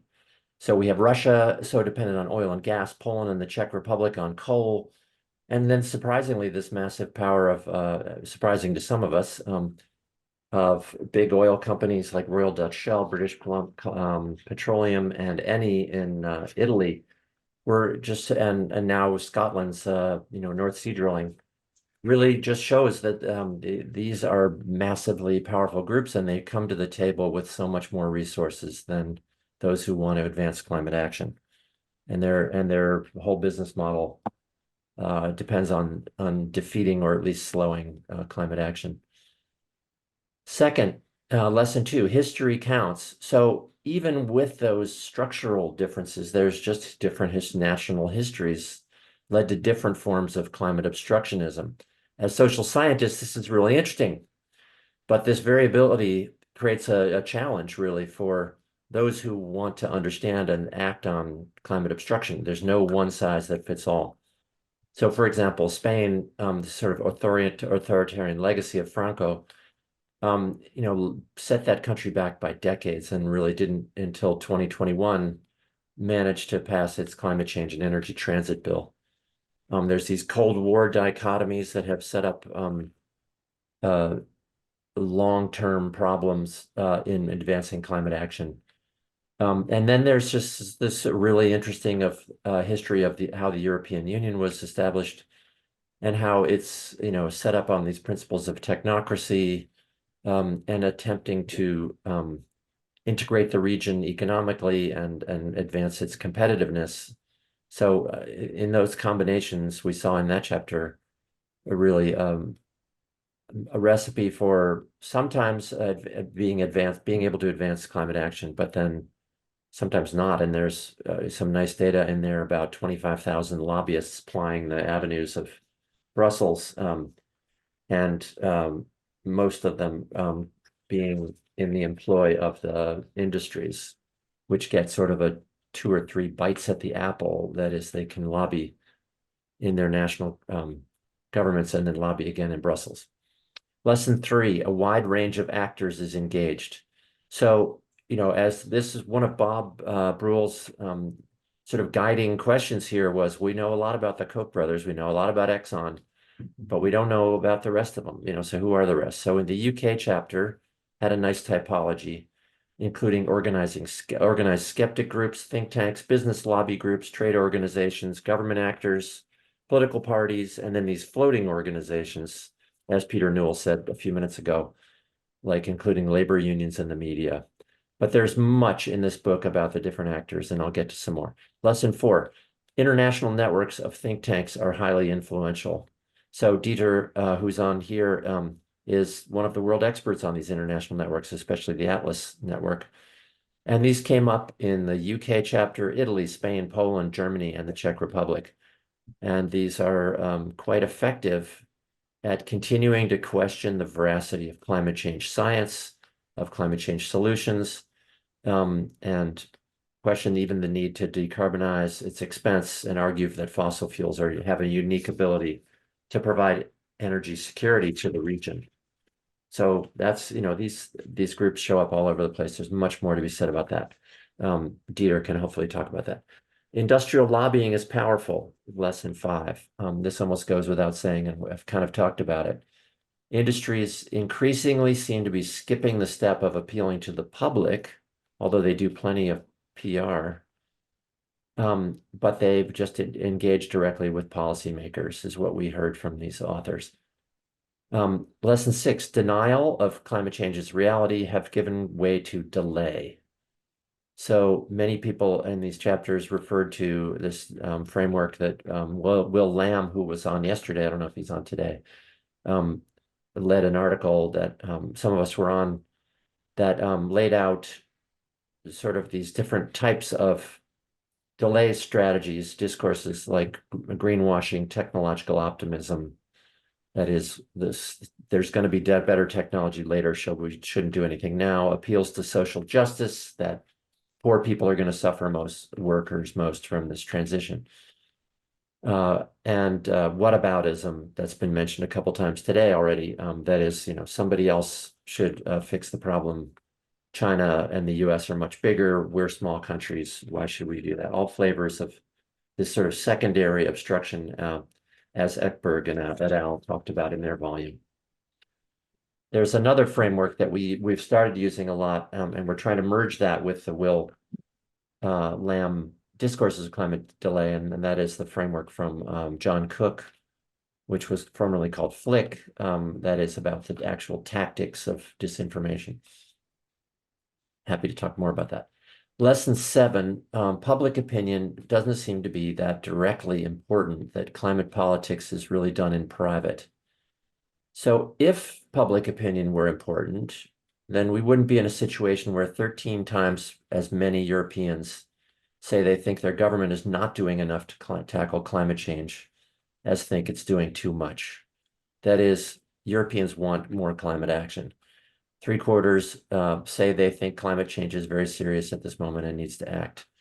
But we didn't really directly prompt the authors to discuss it, but almost none of the authors said that how public opinion could directly influence policy outcomes. That is, people need to be organized in social movements that are effective at it, and other organizations effective at advancing climate action and overcoming this obstruction. So lesson 8, public relations techniques are universally used. This is not surprising. I think we're getting a lot more sophisticated and understanding it more, but studying it is still really difficult because these groups, PR firms that is, are intentionally designed to hide. They really want to have their clients' discourses out there, but they don't want it to show where it's coming out. There's lots of efforts like arts and sports sponsorships that are, greenwashing or blue washing or and all kinds of washing of fossil fuel companies, but many other kinds of companies. The Italy chapter uncovered a series of the tactics: greenwashing, redirecting responsibility away from companies to individuals, fossil fuel solutionism, appeals to energy security, especially since after the Ukraine invasion, and attacks on climate scientists. We're almost there. Lesson 9, media coverage often reinforces the status quo. There's been some nice discussion today about that, about how the media handles climate change often helps skeptics and delayists. It's taken up only sporadically during disasters. In the case of Russia, Gazprom controls more than 60% of media outlets, so it's not surprising. But even in countries with progressive media outlets, they end up platforming often right-wing representatives, often of those same think tanks that we talk about. And it's worse, of course, in the right-wing media and social media. Then finally, our last lesson is how Greens and the European Union are targeted. Individuals and groups often portrayed as irresponsible, ideologically driven, irrational. The Ireland case had the best words, environmental nutters, lunatic environmentalists, headbangers, Luddites marching us back to the 18th century. So just to say that there is, as was discussed this morning, even, or this afternoon for you all, a new sort of licensing of attacks on environmentalists and climate scientists who continue to get beat up. So I would leave it there. I think there's quite a lot of important agenda items there for research, that we learned a lot from this volume, but there's much more to learn. And there's a lot of sort of lessons for how to preserve democracy and advance climate action in Europe. So I'm looking forward to the rest of the discussion. Thanks for the startup here. Sorry to go a little long. Thank you, Timmins. I think that's really important stuff. And I think that, Wendell, if you're prepared to speak about what the NGOs might do, think of those 10 lessons, or engage with this volume more generally, we'd love to hear from you. And welcome to the stage. Thank you, and I hope you can hear me well because there's a bit of background noise here. But yeah, thank you for inviting me to say a few words. So we've organized webinars in almost all of the countries that are covered by one of the chapters of the book. And in general, I can say that there was definitely interests from NGOs to work on this issue, but also to hear more from scientists and to see how further collaboration can be established on this issue. I think overall, NGOs are often the first to be confronted with the kind of climate obstructionism that we face in Europe, because they are kind of on the front lines trying to negotiate with governments and being influenced by, or trying to campaign on governments and being influenced or seeing the counterattacks from the fossil fuel industry and others.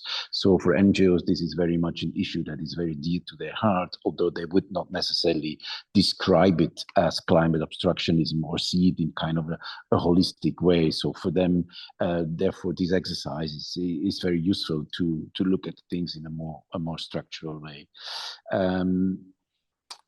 In that sense, I think NGOs have expressed a lot of interest in this volume, also to look at what is happening across the countries, because in my experience over the many years I've worked within the NGO community, there's very little discussion actually and very little exchange of really experiences with climate obstructionism as kind of a topic in itself. It is, of course, about specific issues or specific projects or specific campaigns and where opposition is visible, but kind of a real pan-European debate on climate obstructionism amongst NGOs is missing.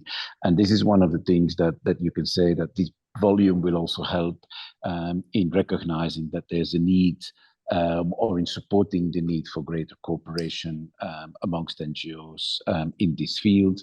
And I'm very sure Mahi can, of course, speak more about that, as Beyond Fossil Fuels is exactly one of those European coalitions that works on that. I think from an NGO perspective that the recognition of the role of fossil fuel companies and others, because within Europe, it's not just the fossil fuel industry, but it's also the energy intensive industry, etc., that kind of are all behind. I think the recognition that policy making, policy implementation is not at the speed that is needed has led NGOs to focus more on the role of fossil fuel companies. There's a fossil-free politics campaign that has been established with many NGOs at European level being involved. So there is definitely progress, but I think this volume can also there help to further identify what is needed and also kind of clarify the international connections that there are between those who are engaging in climate obstructionism. Some of those connections not yet very visible in Europe, because we often think about think tanks in the US and so on, but in definitely mainland Europe, many of that has not been clearly established. So yeah, I would like to keep it there and give the floor back to you, Jennifer. Thank you, Wendell. And we should note that Wendell Trio arranged 11 meetings between chapter authors and various NGOs around Europe, and has been very helpful in trying to integrate this knowledge, and vice versa. I mean, the authors are very open to learning from civil society groups and their efforts. And when it comes to obstruction, in the global volume, at least, we've incorporated an enormous amount of knowledge generated by civil society into that book. Dieter, I'm curious, from an academic working in this space, contributing to the volume and thinking obviously a lot about obstruction in Germany and beyond, how this work might shape your work going forward. Thank you, Jennifer. And well, first say this has been a great exercise, and I think it's been, in a way, a great start for something we need to do more in this. And let me also speak about not only the strength of the book, but almost before it is published, even about a couple of limits. Funnily enough, we have basically managed in this book to have a lot of scholars talking about the country, the obstruction in the countries. And as was also present in the presentations, we think of these country studies always in a way still a bit of containerized. So we can actually learn still to make an effort to think more of the national stories as open stories that need to bring in the links to other places, like the Atlas Network from the United States, in the think tank stories, like the other think tanks in the European countries. And let me illustrate this very briefly by, if I can, sharing my screen. Yep, Can looks you see good. that? Well, it's coming. Yeah, now we can see it. If you want to put it on maybe presentation mode.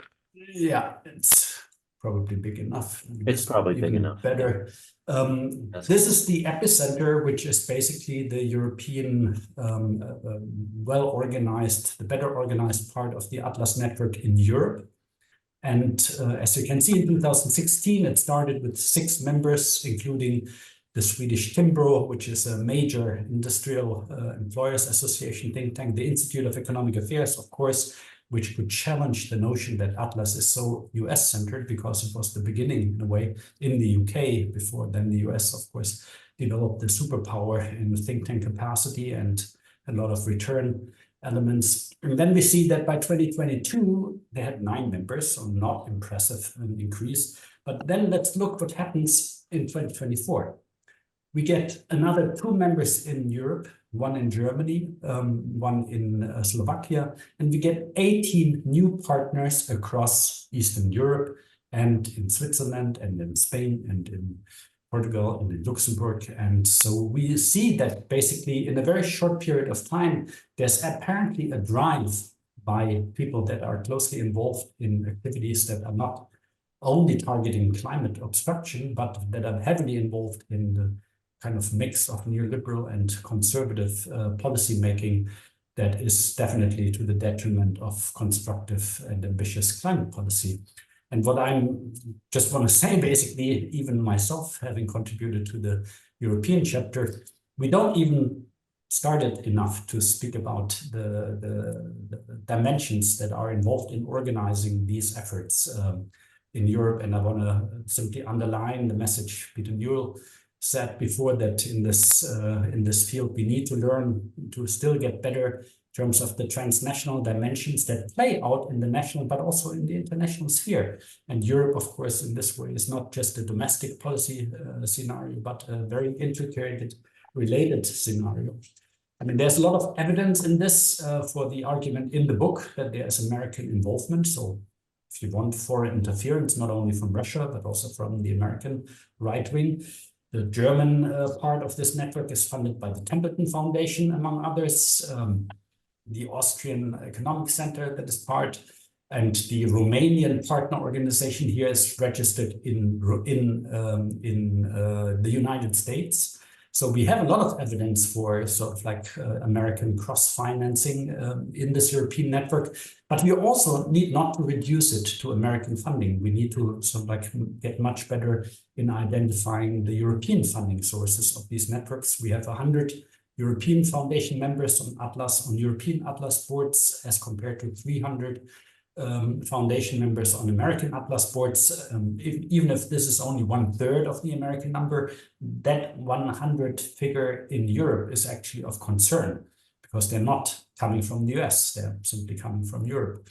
And so in a way, I hope that the book, in fact, is not considered in a way, you know, giving us the solution of the problem of climate obstruction in Europe, but basically opening up the space for not only additional country stories, but also about the very necessary sort of like shift in perspective. And I just warn that we are in this kind of national conservative backlash time where people speak more and more about the national theaters. And in these kind of transnational dimensions, be they transnational corporations, be they transnational think tank networks, be they transnational, mostly conservative party efforts, they get disguised. And that's one of the major tasks that we need to mitigate against, the sort of like thinking and reflecting of these stories at the end, time and again, in too much of a domestic framework in this challenge that is truly a transnational and global, and also the approaches need to do more justice But I think the book is a great start, and I think the collection of scholars and chapters has set up a wonderful precedence for future efforts in Europe and, of course, in other countries as well. Thank you, Dieter. Mahi, would you like to go next and sort of give your thoughts on whether or not any of this is useful to what you're trying to do to actually end or keep fossil fuels in the ground? I think a lot of the, thank you also for inviting me. I think a lot of the lessons, the 10 broad lessons, ring very true. And I recognize a lot of what we do in some cases to actively counter the obstructionism, although Wendell is correct in saying that we don't necessarily acknowledge it as I agree with him that we don't actively call it obstructionism, but I do see that some of the work that we're doing in Europe is trying to reframe some of that, and I can say which ones in particular. And in other cases, I think we're also trying to actively ignore these efforts and do other things in parallel, not to engage directly because that would use resources and energy, but to just push our own agenda in parallel to the opposite agenda that's being pushed so expertly in so many fora. I want to explain a little bit how we work, if I may, to explain how this is relevant. So we were initially founded in Europe in 2017 as Europe Beyond Coal, and our remit was very, very coal specific. It was about ending coal plans in Europe by 2030. And the way we worked on that was we were trying to complement the great work that's actually happening by NGOs at European level and at EU level on climate policy, with a lot of work on the ground, on working on specific plants and regions, coal regions, and also working on specific companies, which comes as one of the lessons, the business model. And we've been trying to change the business model of specific utilities that were very coal heavy, and also of specific financing institutions that were basically the ones responsible for the resources going into the coal sector in Europe. And that work was quite successful. We had a baseline that we established of the existing coal plants in Europe in 2016, and we measured success and failure against that baseline. So we had kind of a database with losses and mostly successes. And what we were trying to do in that effort as well was to create a sense of momentum, a sense of that this exit of coal in Europe was inevitable. So it was not about if, it was more about how, and how to support the regions and the particular people that were relying on coal for their livelihoods. And because that went quite well, that work, and because now we have 23 European countries saying they're going to exit coal, we expanded that scope of the work on fossil gas, against fossil gas, and promoting renewables. So going for a power sector that's fully renewables based, that's our objective. And looking at the conclusions drawn in this chapter and how it relates to our work, I recognize what's being said about the thousands of lobbyists that are going around in Brussels, and how they outnumber the environmental voices and the environmental activists. I think what that has done for us in the European environmental community is it has forced us to cooperate.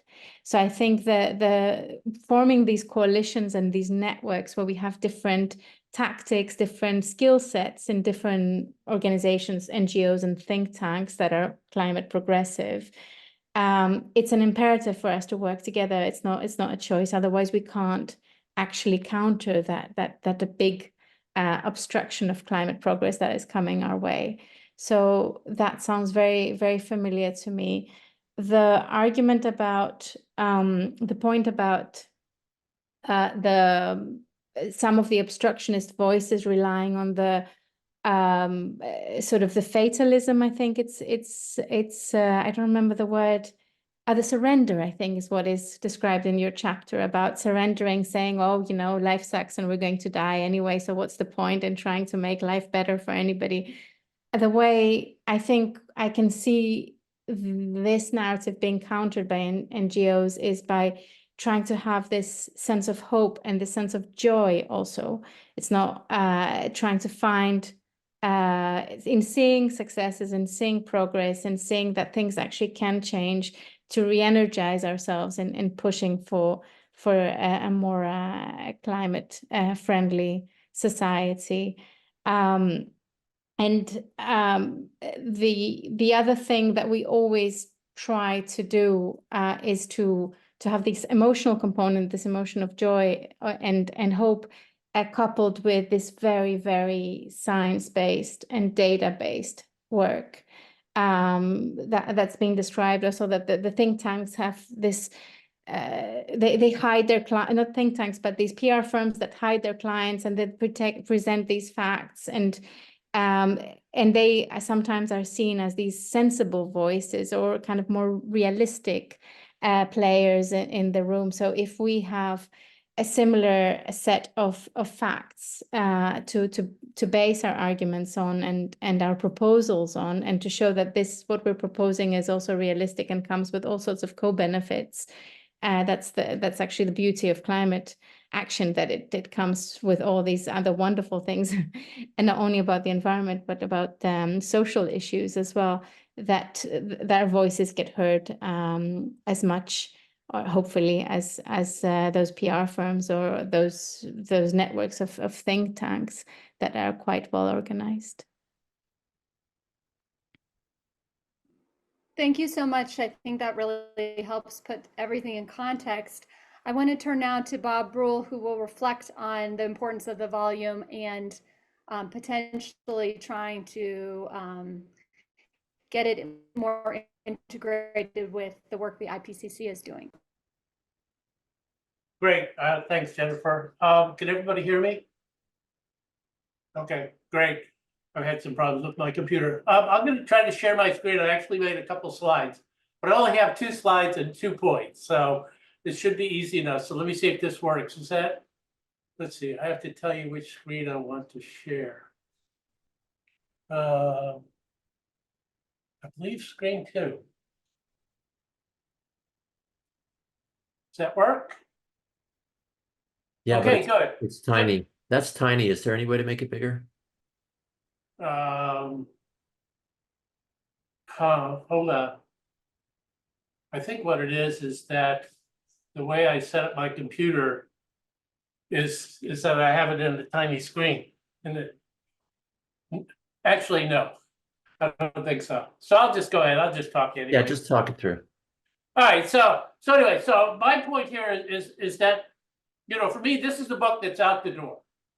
You know, it comes out next week. The public's going to respond. It's going to get read. It's going to go into the academic world. You know, and it's going to go into the policy world. And it's, you know, after that, you know, the control over what we authors have over it, you know, dissolves. I mean, it just goes out and we see what the reception is. We've done a lot of work to make sure we have a good reception, but you just don't know. But for me, the lasting impact of this book is that I have a target. The IPCC report of 2029 is that if we're going to have an impact, we need to get into this volume. The IPCC volume defines what's commonly accepted as climate science across the globe, and it influences government actors, legal litigation standards, everything. So the problem is that we have had a very, very poor record of getting into the IPCC reports. I tried like hell in 2015 and made all kinds of comments, which were all duly noted and ignored. This time, thanks to Max Boykoff at University of Colorado, we pushed some stuff into it. There's a short mention of climate obstructions in the introductory chapter. You can dig through and find stuff in chapter 5 and chapter 10 where we get a paragraph or 2 paragraphs in it. But none of it shows up in the summary for policymakers. So, you know, for me, this is a process that we need to participate in and get involved in. The issue I have is that the IPCC report process is rapidly progressing. It's already, they have Jim Skay at someplace in the UK is the new chairman.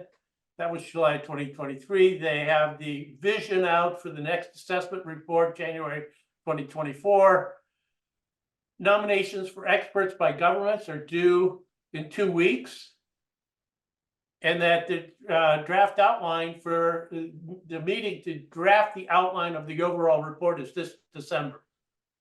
So we need, this is ongoing, this is a moving train, and we have to make sure we get on board. And so for me, I guess one of the next steps, what do we do next, is that we need to get CSSN input into this. We need to get our people to volunteer for writing teams. We need to provide written comments on all the IPCC drafts in a coordinated way, and we need to probably communicate directly with the IPCC officials, including, I presume that they will put out what the chapter structure is going to look like and who the coordinating lead authors for each chapter is going to be. So we need to be a player in that arena. So that's my practical impact thing about next steps. Now, let's see, now how do I go to the next slide? Okay. That go? Yeah, okay. Now, my next step is on the theoretical development of climate obstruction. I edited a volume back in 2015 called Climate Change in Society, which was an ASA task force report. This was a 5 years in the making edited volume, a very painful experience for me. But we did get it out finally. The idea was hopefully to influence the last IPCC report. Unfortunately, we were fairly well ignored. But back then, we used to call climate obstruction climate denial. That's what it was. It was climate denial. And the focus in the essays in this chapter, it was 98% US. I think we have a paragraph about climate denial outside of the US, but it was 98%, US only. Primary actors were conservative think tanks, major oil companies, and conservative foundation. Nobody else. PR firms didn't exist. Trade associations, not included at all. And the focus of the analysis is basically the idea was that we're not getting ahead on climate change because these evil climate contrarian scientists and these evil think tanks are putting out misinformation, which misleads the public, and that means that politicians can't act to implement climate action. But that was it. That was it. Misinformation causes bad policy. Well, 8 years later, we have this book coming out, which I edited. Focus of the Research International. It could have been global, but we really don't have enough material outside of Europe to really do it. We're trying to get on a Global South one. We're trying to do a global assessment one, but the research is limited still, but we're moving toward an international perspective. The primary actors, I ran out of space on the slide.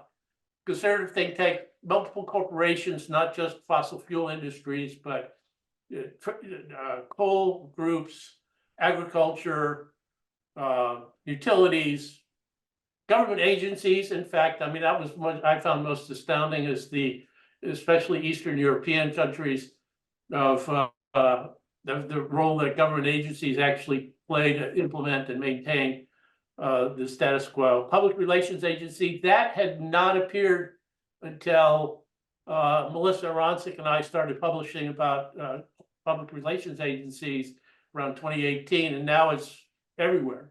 And then lobbyists, that was pretty much ignored in the 2015 book. And now the focus of analysis is way wider than manufactured uncertainty and distortion of public opinion, but it's political dynamics and the communication processes. And that draws me to my second point about next steps, is that as one of the reasons why the climate obstruction in Europe book doesn't have an underlying theoretical framework is we wanted to get it done in a year. Okay, trying to go through the Climate Change in Society book in 2015, one of the reasons why we took us so long is that it didn't have an underlying, we tried to have an underlying theoretical framework. And getting, it's like getting, trying to manage cats or herd cats to get people to come together. The problem is, I think the field of what we call climate obstruction, which is really just a shorthand term that I created that term to replace climate denial. That's all it is climate obstruction. It's a bigger thing. It's more involved. It's more than just misinformation. We have no connection to any kind of overriding theoretical perspectives. There's, as a sociologist, I can speak to certainly cultural hegemony, Gramsci, Bourdieu, Foucault kind of theoretical premises. We can talk about social movements and counter movements and the whole social movements literature. We can talk about network analysis, organizational analysis, levels of, and of course, then you could add in political science with the advocacy coalition framework. International comparative politics could certainly work with this stuff too. But we don't have a good theoretical premise, so we don't have a way to do cross-national comparisons because we don't operate on a similar theoretical framework. So I guess I leave the discussion with two questions. One is, how can we get this book and the material that we're now developing on climate obstruction into the IPCC?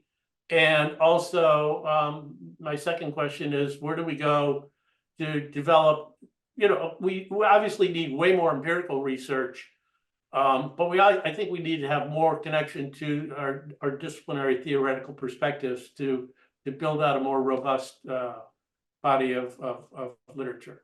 And with that, I'll stop. Thank you very much. We would like to open it up, I think, to a broader discussion about, from all the attendees, about the volume, about obstruction in Europe, and sort of general thoughts about moving forward. If anyone here has been contacted as a potential IPCC author, we'd love to know and support you in whatever way we can. And I thought in the meanwhile, before anyone raises their hand or puts a question in the chat, there was something that came up, Bob, that you reminded me, like, so in 2015, you mentioned PR wasn't in the book that you edited, and now we know that PR is such a giant force of obstruction. It came up many times across this volume. And something that we've glimpsed at in these conversations that seems to be on the horizon, or maybe not fully appreciated, is the way in which climate obstruction is now being tied to what has been referred to as the culture wars. And I'm curious if you all would like to reflect on that point, just that climate obstruction is not being tied directly to economic power, that it is now a cultural war talking point. In other words, used by people that have no economic vested interest, but are instead interested in potential avenues of power. I'm curious if you think that distinction is important, real, something to watch on the horizon, or sort of a culture war is just a proxy for economic power. I'm going to, Dieter is going to obviously have to say something about this, but I've been reading a lot of the right-wing thought leaders, literally, for the conservative movement. And it started, the conservative opposition to climate action comes out of conservative opposition to environmentalism. I mean, that's very clear. And we had strong conservative opposition to environmental action starting in the mid 70s and certainly accelerating in the 80s with the wise use movement. And it was picked up by the conservative movement as an ideological issue of the expanding state control. Yeah, Dieter is holding up his book. I've read you, Dieter. I know this. I read Dieter, so I'm just going to defer to him. Is that it's always had that cultural element. It's always had. It's the nanny state. getting involved in trying to protect us from everything and, you know, environmental stuff. Then it's also an illegitimate intrusion of government control into the economy and distorting the free market. And so it has all kind of ideological ramifications. And I think the fossil fuel companies have kind of distanced themselves from that. As ALEC, American Legislative Exchange Council, for those who don't know, is kind of a bill mill for the conservative movement in the United States. And it started out really pushing a lot of things about abortion and, you know, ideological movements that businesses really didn't support ALEC very well until ALEC shifted and said, no, we're going to go and we're going to help corporations do what they want to do as far as expanding. And that's when they got a lot more support. And ALEC now very rarely engages in cultural wars. It does much more economic wars. But I think that there's kind of a split, is that it's both economic interest and ideological interest. And so it's the difference between Koch brothers and ExxonMobil. They don't work together. People don't realize that ExxonMobil and the Koch brothers don't like each other, don't work together, except when it's mutually beneficial to both of them. Yes, we'll both oppose Obama, but you know, Koch brothers has very specific and different ideological operation than does ExxonMobil, and you know, they're different. And I will now defer to Dieter on this. The book I was holding up is actually Andy Roll's Green Backlash. Oh yeah. Traces basically not only the domestic US history of green backlash, but also the transnational dimension that many people you know, don't notice enough, that many of the narratives which are now getting sort of like recycled or rebranded as, for example, climate terrorism against Generation X and so on and so forth. This is a methodology. It's basically started in the 1980s, 90s, and simply takes ever new turns. And we need to get better in a way to sort of like lay open the sources, which are, of course, exactly the various strategic actors in the think tank network, in the public relations agencies, and so on and so forth. So that we are, in fact, connecting the experiences that we have in all these different countries, and learn better to basically compare notes across the different sort of like arenas of policymaking. I say this is so important. I totally agree that we need to develop this agenda to get into the IPCC. Actually, we may need to fight not only to insert more critical content into the IPCC, we may also need to defend IPCC as a global governance structure, because the national conservatism wing that is now coming up is targeting not only green political parties or green ideas in all kinds of parties, but also the very international cooperation of climate governance. And I mean, the ultimate success of the delay and watering down story is to destroy the global approach to climate policymaking. Simply because we are dealing with a challenge that is not to be dealt anywhere near at a domestic level or even at a European level. It can only be dealt as a global cooperative exercise. And that's very interesting. So we need actually strategically, we need also to be careful. I think we need more criticism of the IPCC, but it has to be crystal clear that the principle of global cooperation and global climate governance is key to any hopes for the future. Thank you. I had another observation from watching the sessions, and Mahi, I'm curious if you also observed this, but especially in the volume in general, but the phrase just transition, and I think it was Kacper who referred to it as a flexible concept. In other words, it's heavily value laden, that it can be easily manipulated, like terms like sustainability or scientific uncertainty, exploited by either side. As a campaigner, are you really sensitive to this kind of frames? And do you prefer frames like keep it in the ground or net zero that are a little less permeable to social values? Or I'm curious about how you think about that and how we might think about that as academics. Yes, I think it's indeed very interesting, and terminology matters so much. I am particularly fond of the term just transition because it does take into the social, it incorporates the social component, and I think that's really important in our work. And it has to, we as campaigners, we really need to take it on board and see how we also can work with these communities and listen to these communities and try to find the solution together, rather than have our own kind of idea of what the best the best outcome or the best possibility is, because we have a lot to learn as well. I think on also, maybe if I may, touching on the points that were raised, I think there's a very big I think your case studies also illustrate that there's such a big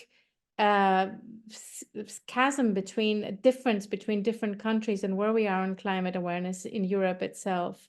And I live in Denmark right now, and seeing, I know it's not one of your case studies, but just seeing what high level climate has in the social psyche and the discourse, and compare it what I see my colleagues in Poland are experiencing, for example, and it's also described on the opposition, and there the term just transition or the work on just transition is so fundamental in order to have some kind of paradigm shift in that country, because you need to work in those regions, the coal-dependent regions, and try to bring different types of resources, different type of economic models that can allow these communities to continue to flourish, but without destroying the climate at the same time.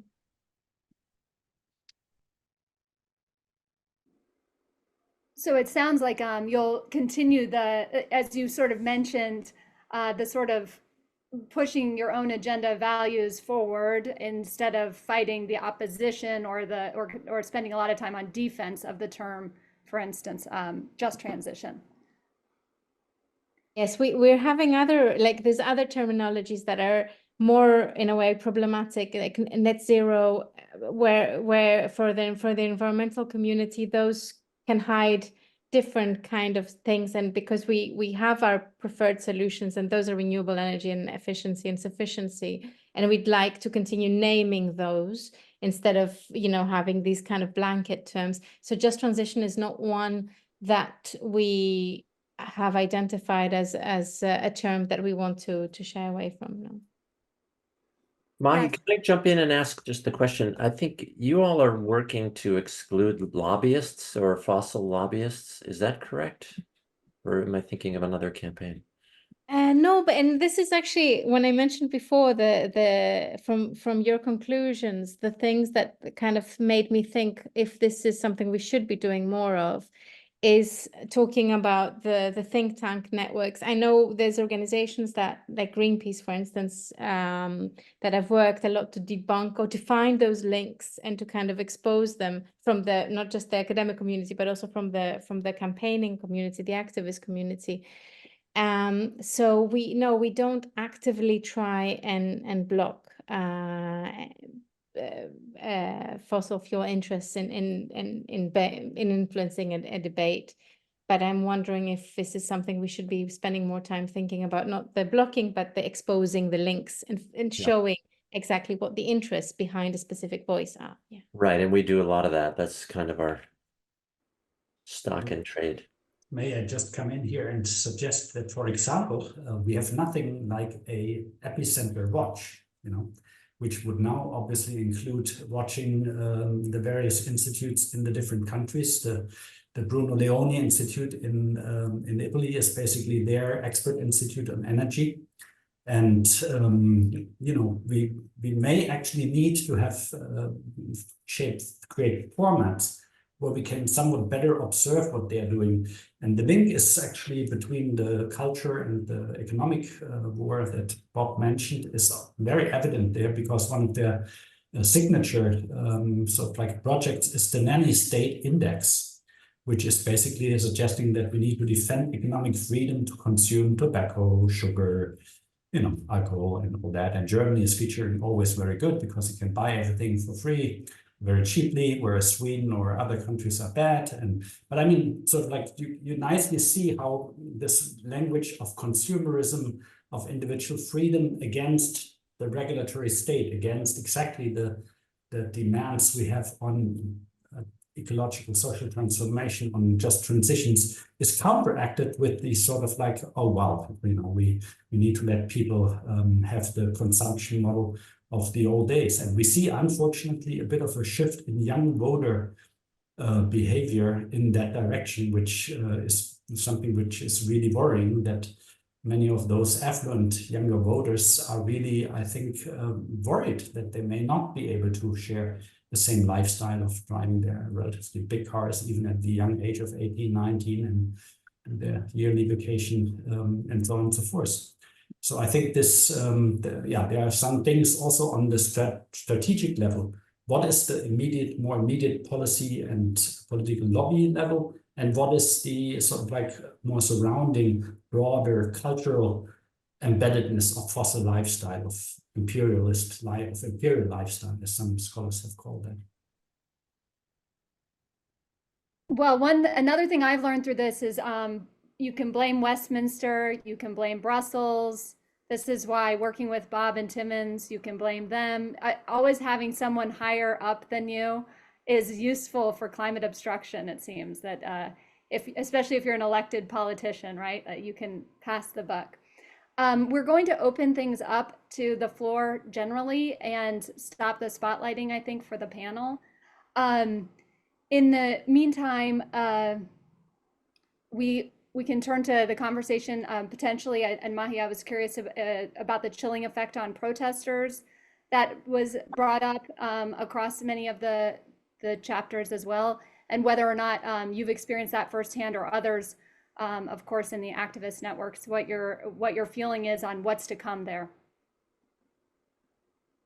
Sorry, Jennifer, to understand the question, the chilling effect, you mean what is described in the lesson of kind of dismissing the environmental movement? Is that what you mean, or? I'm referring specifically also to some of the laws and the legislation passed to prevent climate protesters and protests sort of generally by civil society across Europe, but it's also common here in North America now too. Yes, I think it's very concerning, and it's very visible in specific countries, especially in Eastern Europe. We also have we work with colleagues that would prefer not to be known as working on a coalition to phase out fossil fuels, for instance, because they are worried that this is going to be perceived as so radical and that will have repercussions on their ability to do their work. So yes, it's something we're seeing increasingly, and we see it a lot in Eastern Europe and also in Turkey to a great extent in the European work we're doing. Thank you for that observation. May I invite the other, I see many of the other authors who are still here, some of the other moderators to, I see Jennie and Will, whether or not you'd like to comment or reflect on what this volume means for your work moving forward, or how it might have shifted or changed your view. I personally work a lot on the livestock industry and climate obstruction, and so was really pleased to see that sector emerge through people that don't necessarily look at climate change through that lens, emerge as a major source, obviously, not only of emissions, but of obstruction in places like Ireland. I know it came up for me, so thank you. Thank you from just me personally. I will be citing this volume and those chapters specifically many times.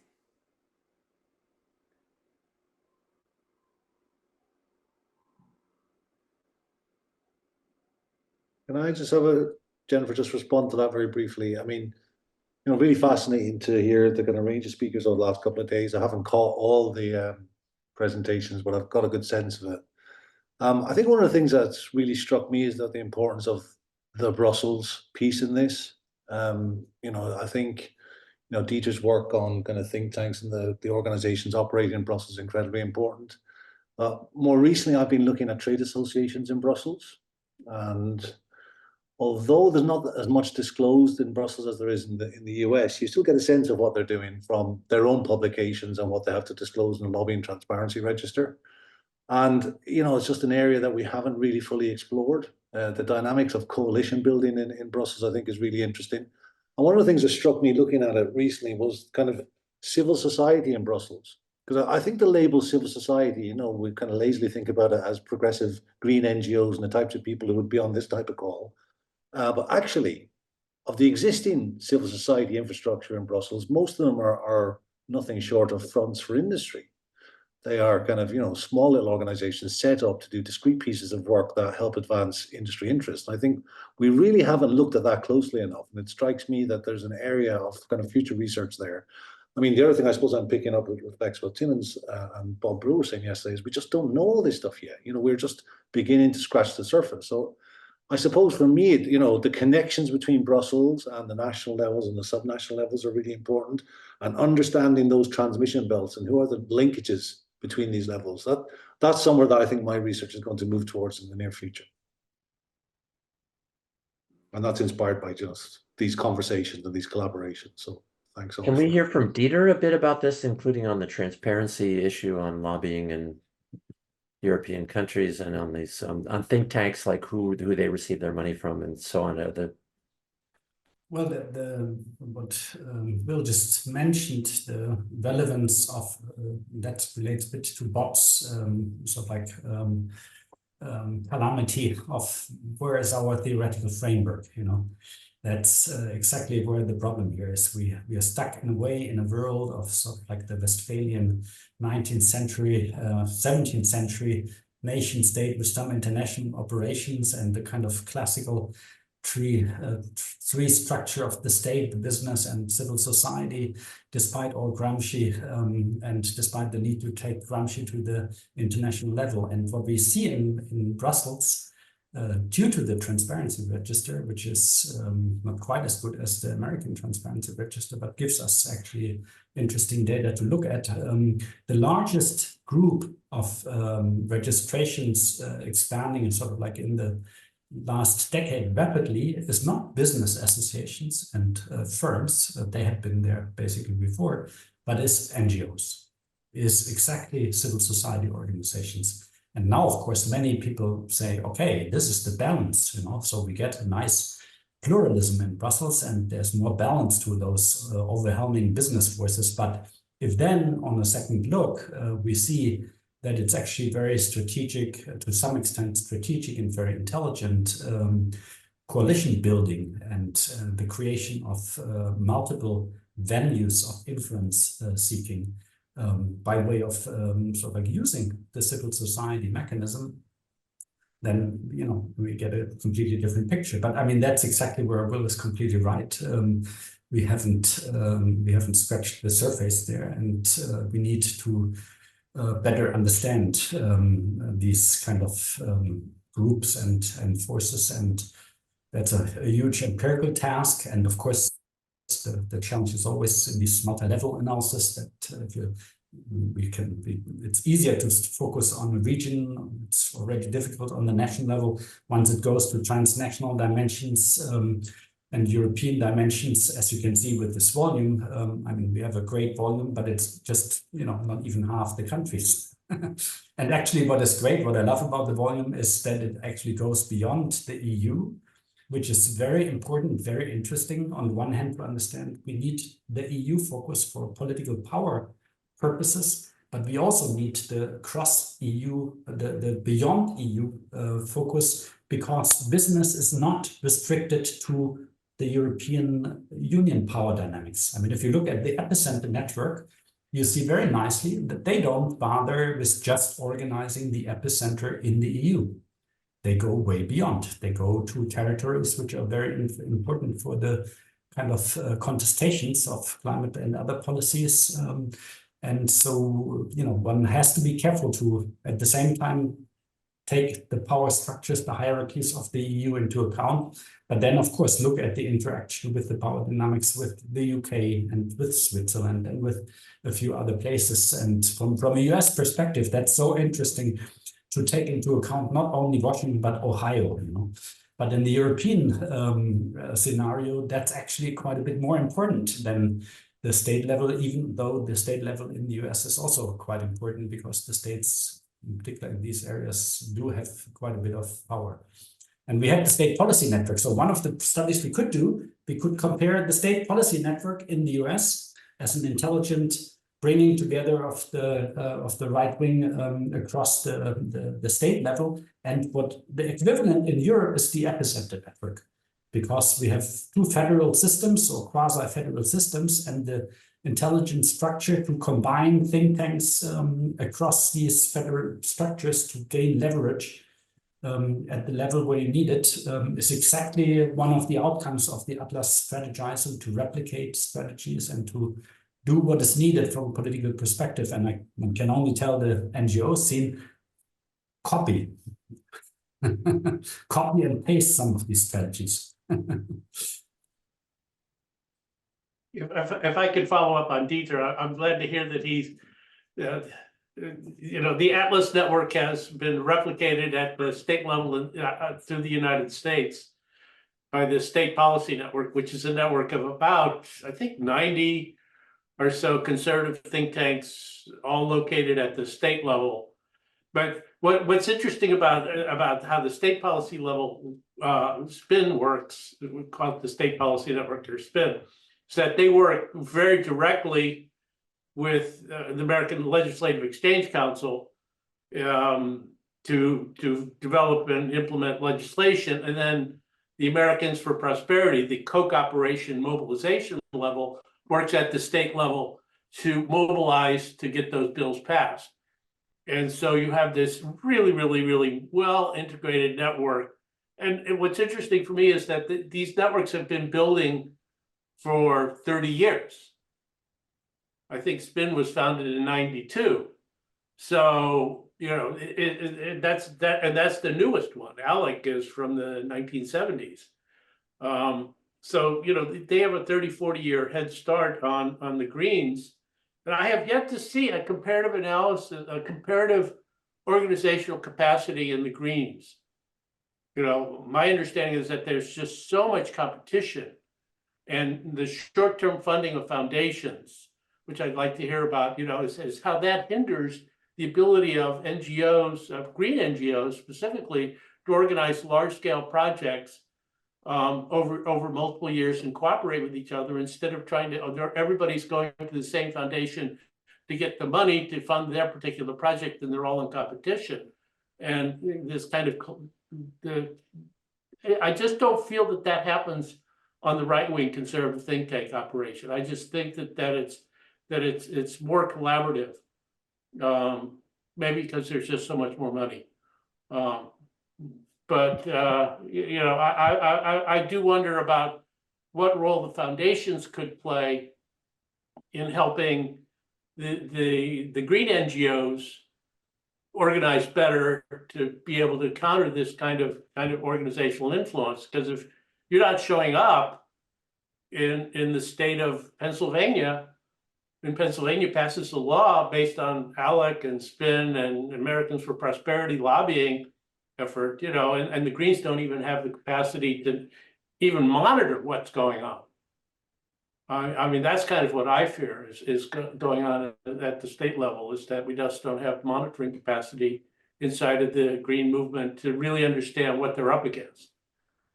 And I'm sure Timmons can comment on that about the wind energy, about what's been going on with that. So anyway, I'll stop with that. Thank you, Bob. I want to ask Mahi, I really appreciate what you said about Turkey and the protests, and I feel like this captured some of what Bob is saying too, that there's a lot of heterogeneity across Europe on various dimensions, as likewise in the United States across states. And Jennie Stevens ended her presentation with sort of a hopeful, I thought, sort of shout out to potentially public engagement or civil society kind of demonstrations, the changes in other aspects of society that we've seen lately in Ireland. And I was curious sort of if there are places that you see or others here see, especially in the activist community, as real sort of hopeful places across Europe where we might expect dramatic climate action in the short run, simply by the kind of structure of the way that maybe public opinion, civil society can interact with government in some places in a way that it doesn't in others? That's such a great question. I love it. Yeah, I think we have so many places where we're watching really inspiring work. I can name Poland, for example, which is such a challenging place to work because of the economic setup, because of the historical kind of heritage, and how we have seen a lot of different groups from different regions working together, working also across borders. There's a lot of cross-border work happening in Poland, and particularly the Czech Republic, also some in Germany as well, which is extremely inspiring. We've been working for many years on a coal mine called Turów, on basically stopping the extension of its license, and that coal mine is really destroying also communities across 3 different borders in Germany, Czech Republic, and in Poland. It's based in Poland, but also on the front of promoting renewable projects, especially wind energy. We've had a policy shift recently that opens the doors for much more progressive wind energy policies in Poland.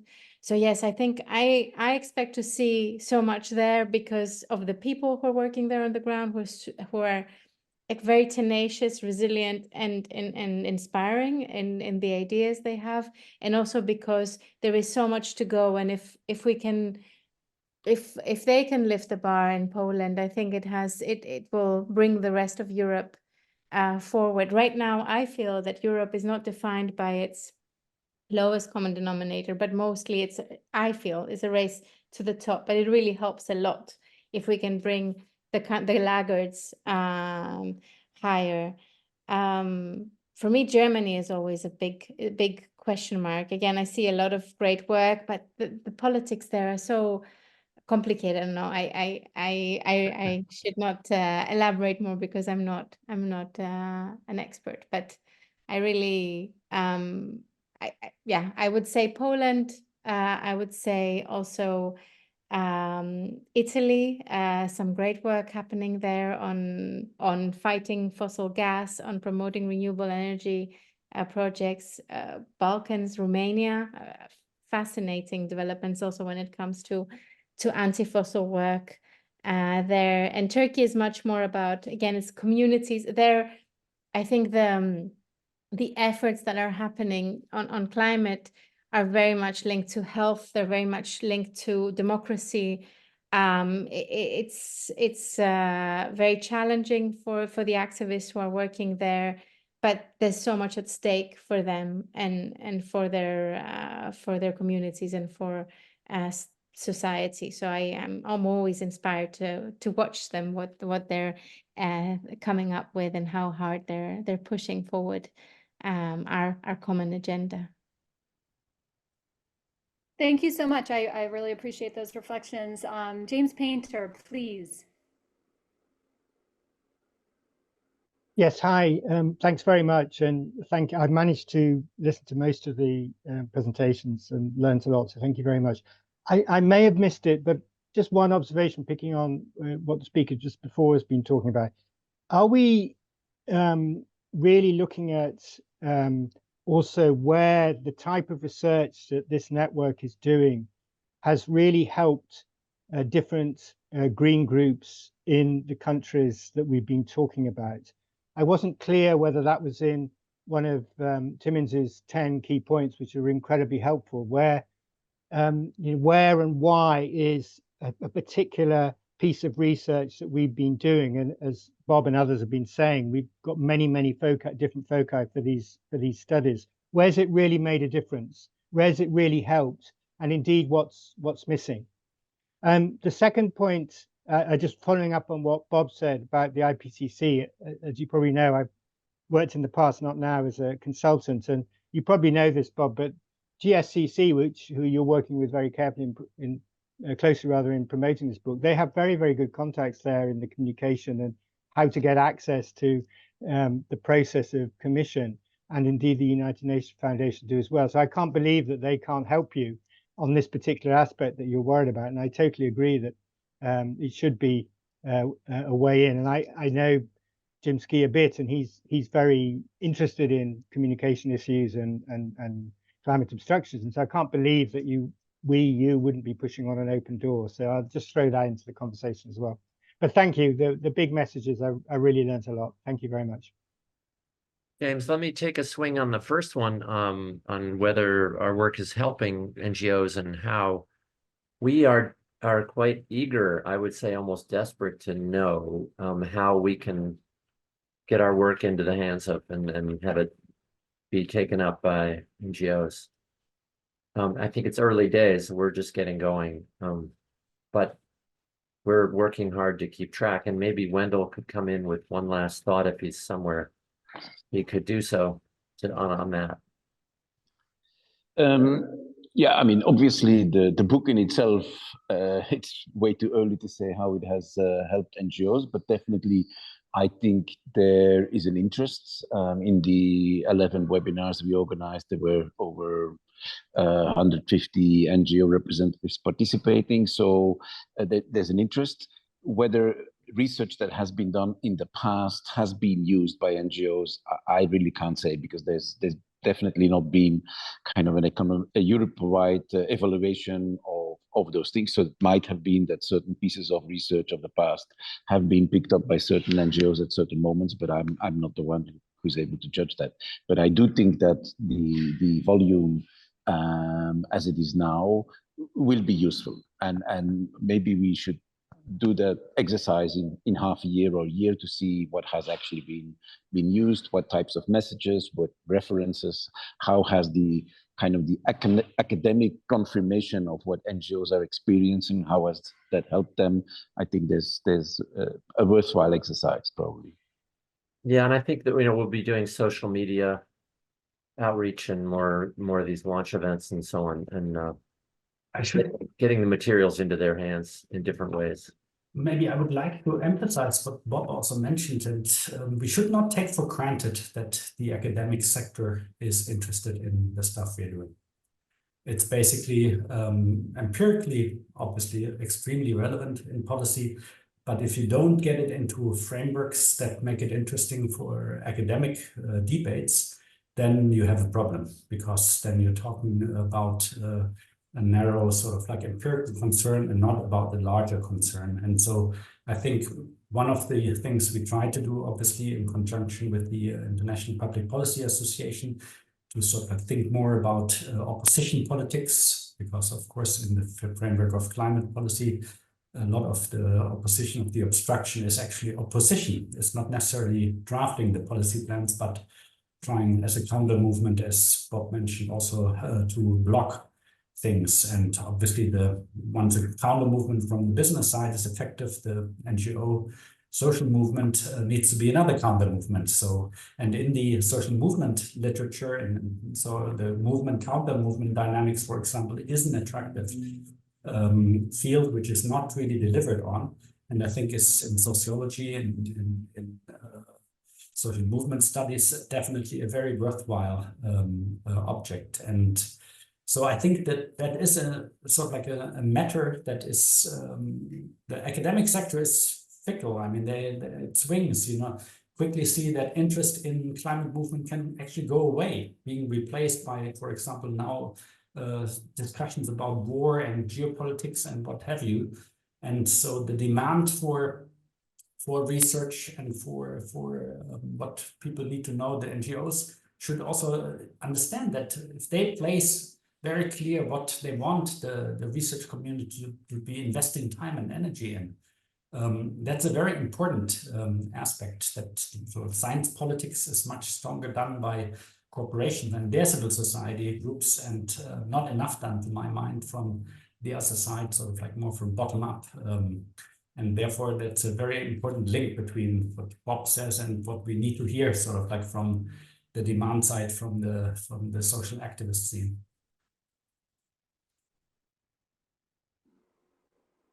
Thank you, Dieter. I look forward to the broad overarching theory you're developing, under which we can all work someday. If there are not further comments, we're going to wrap just a little bit early today and look forward to seeing you tomorrow.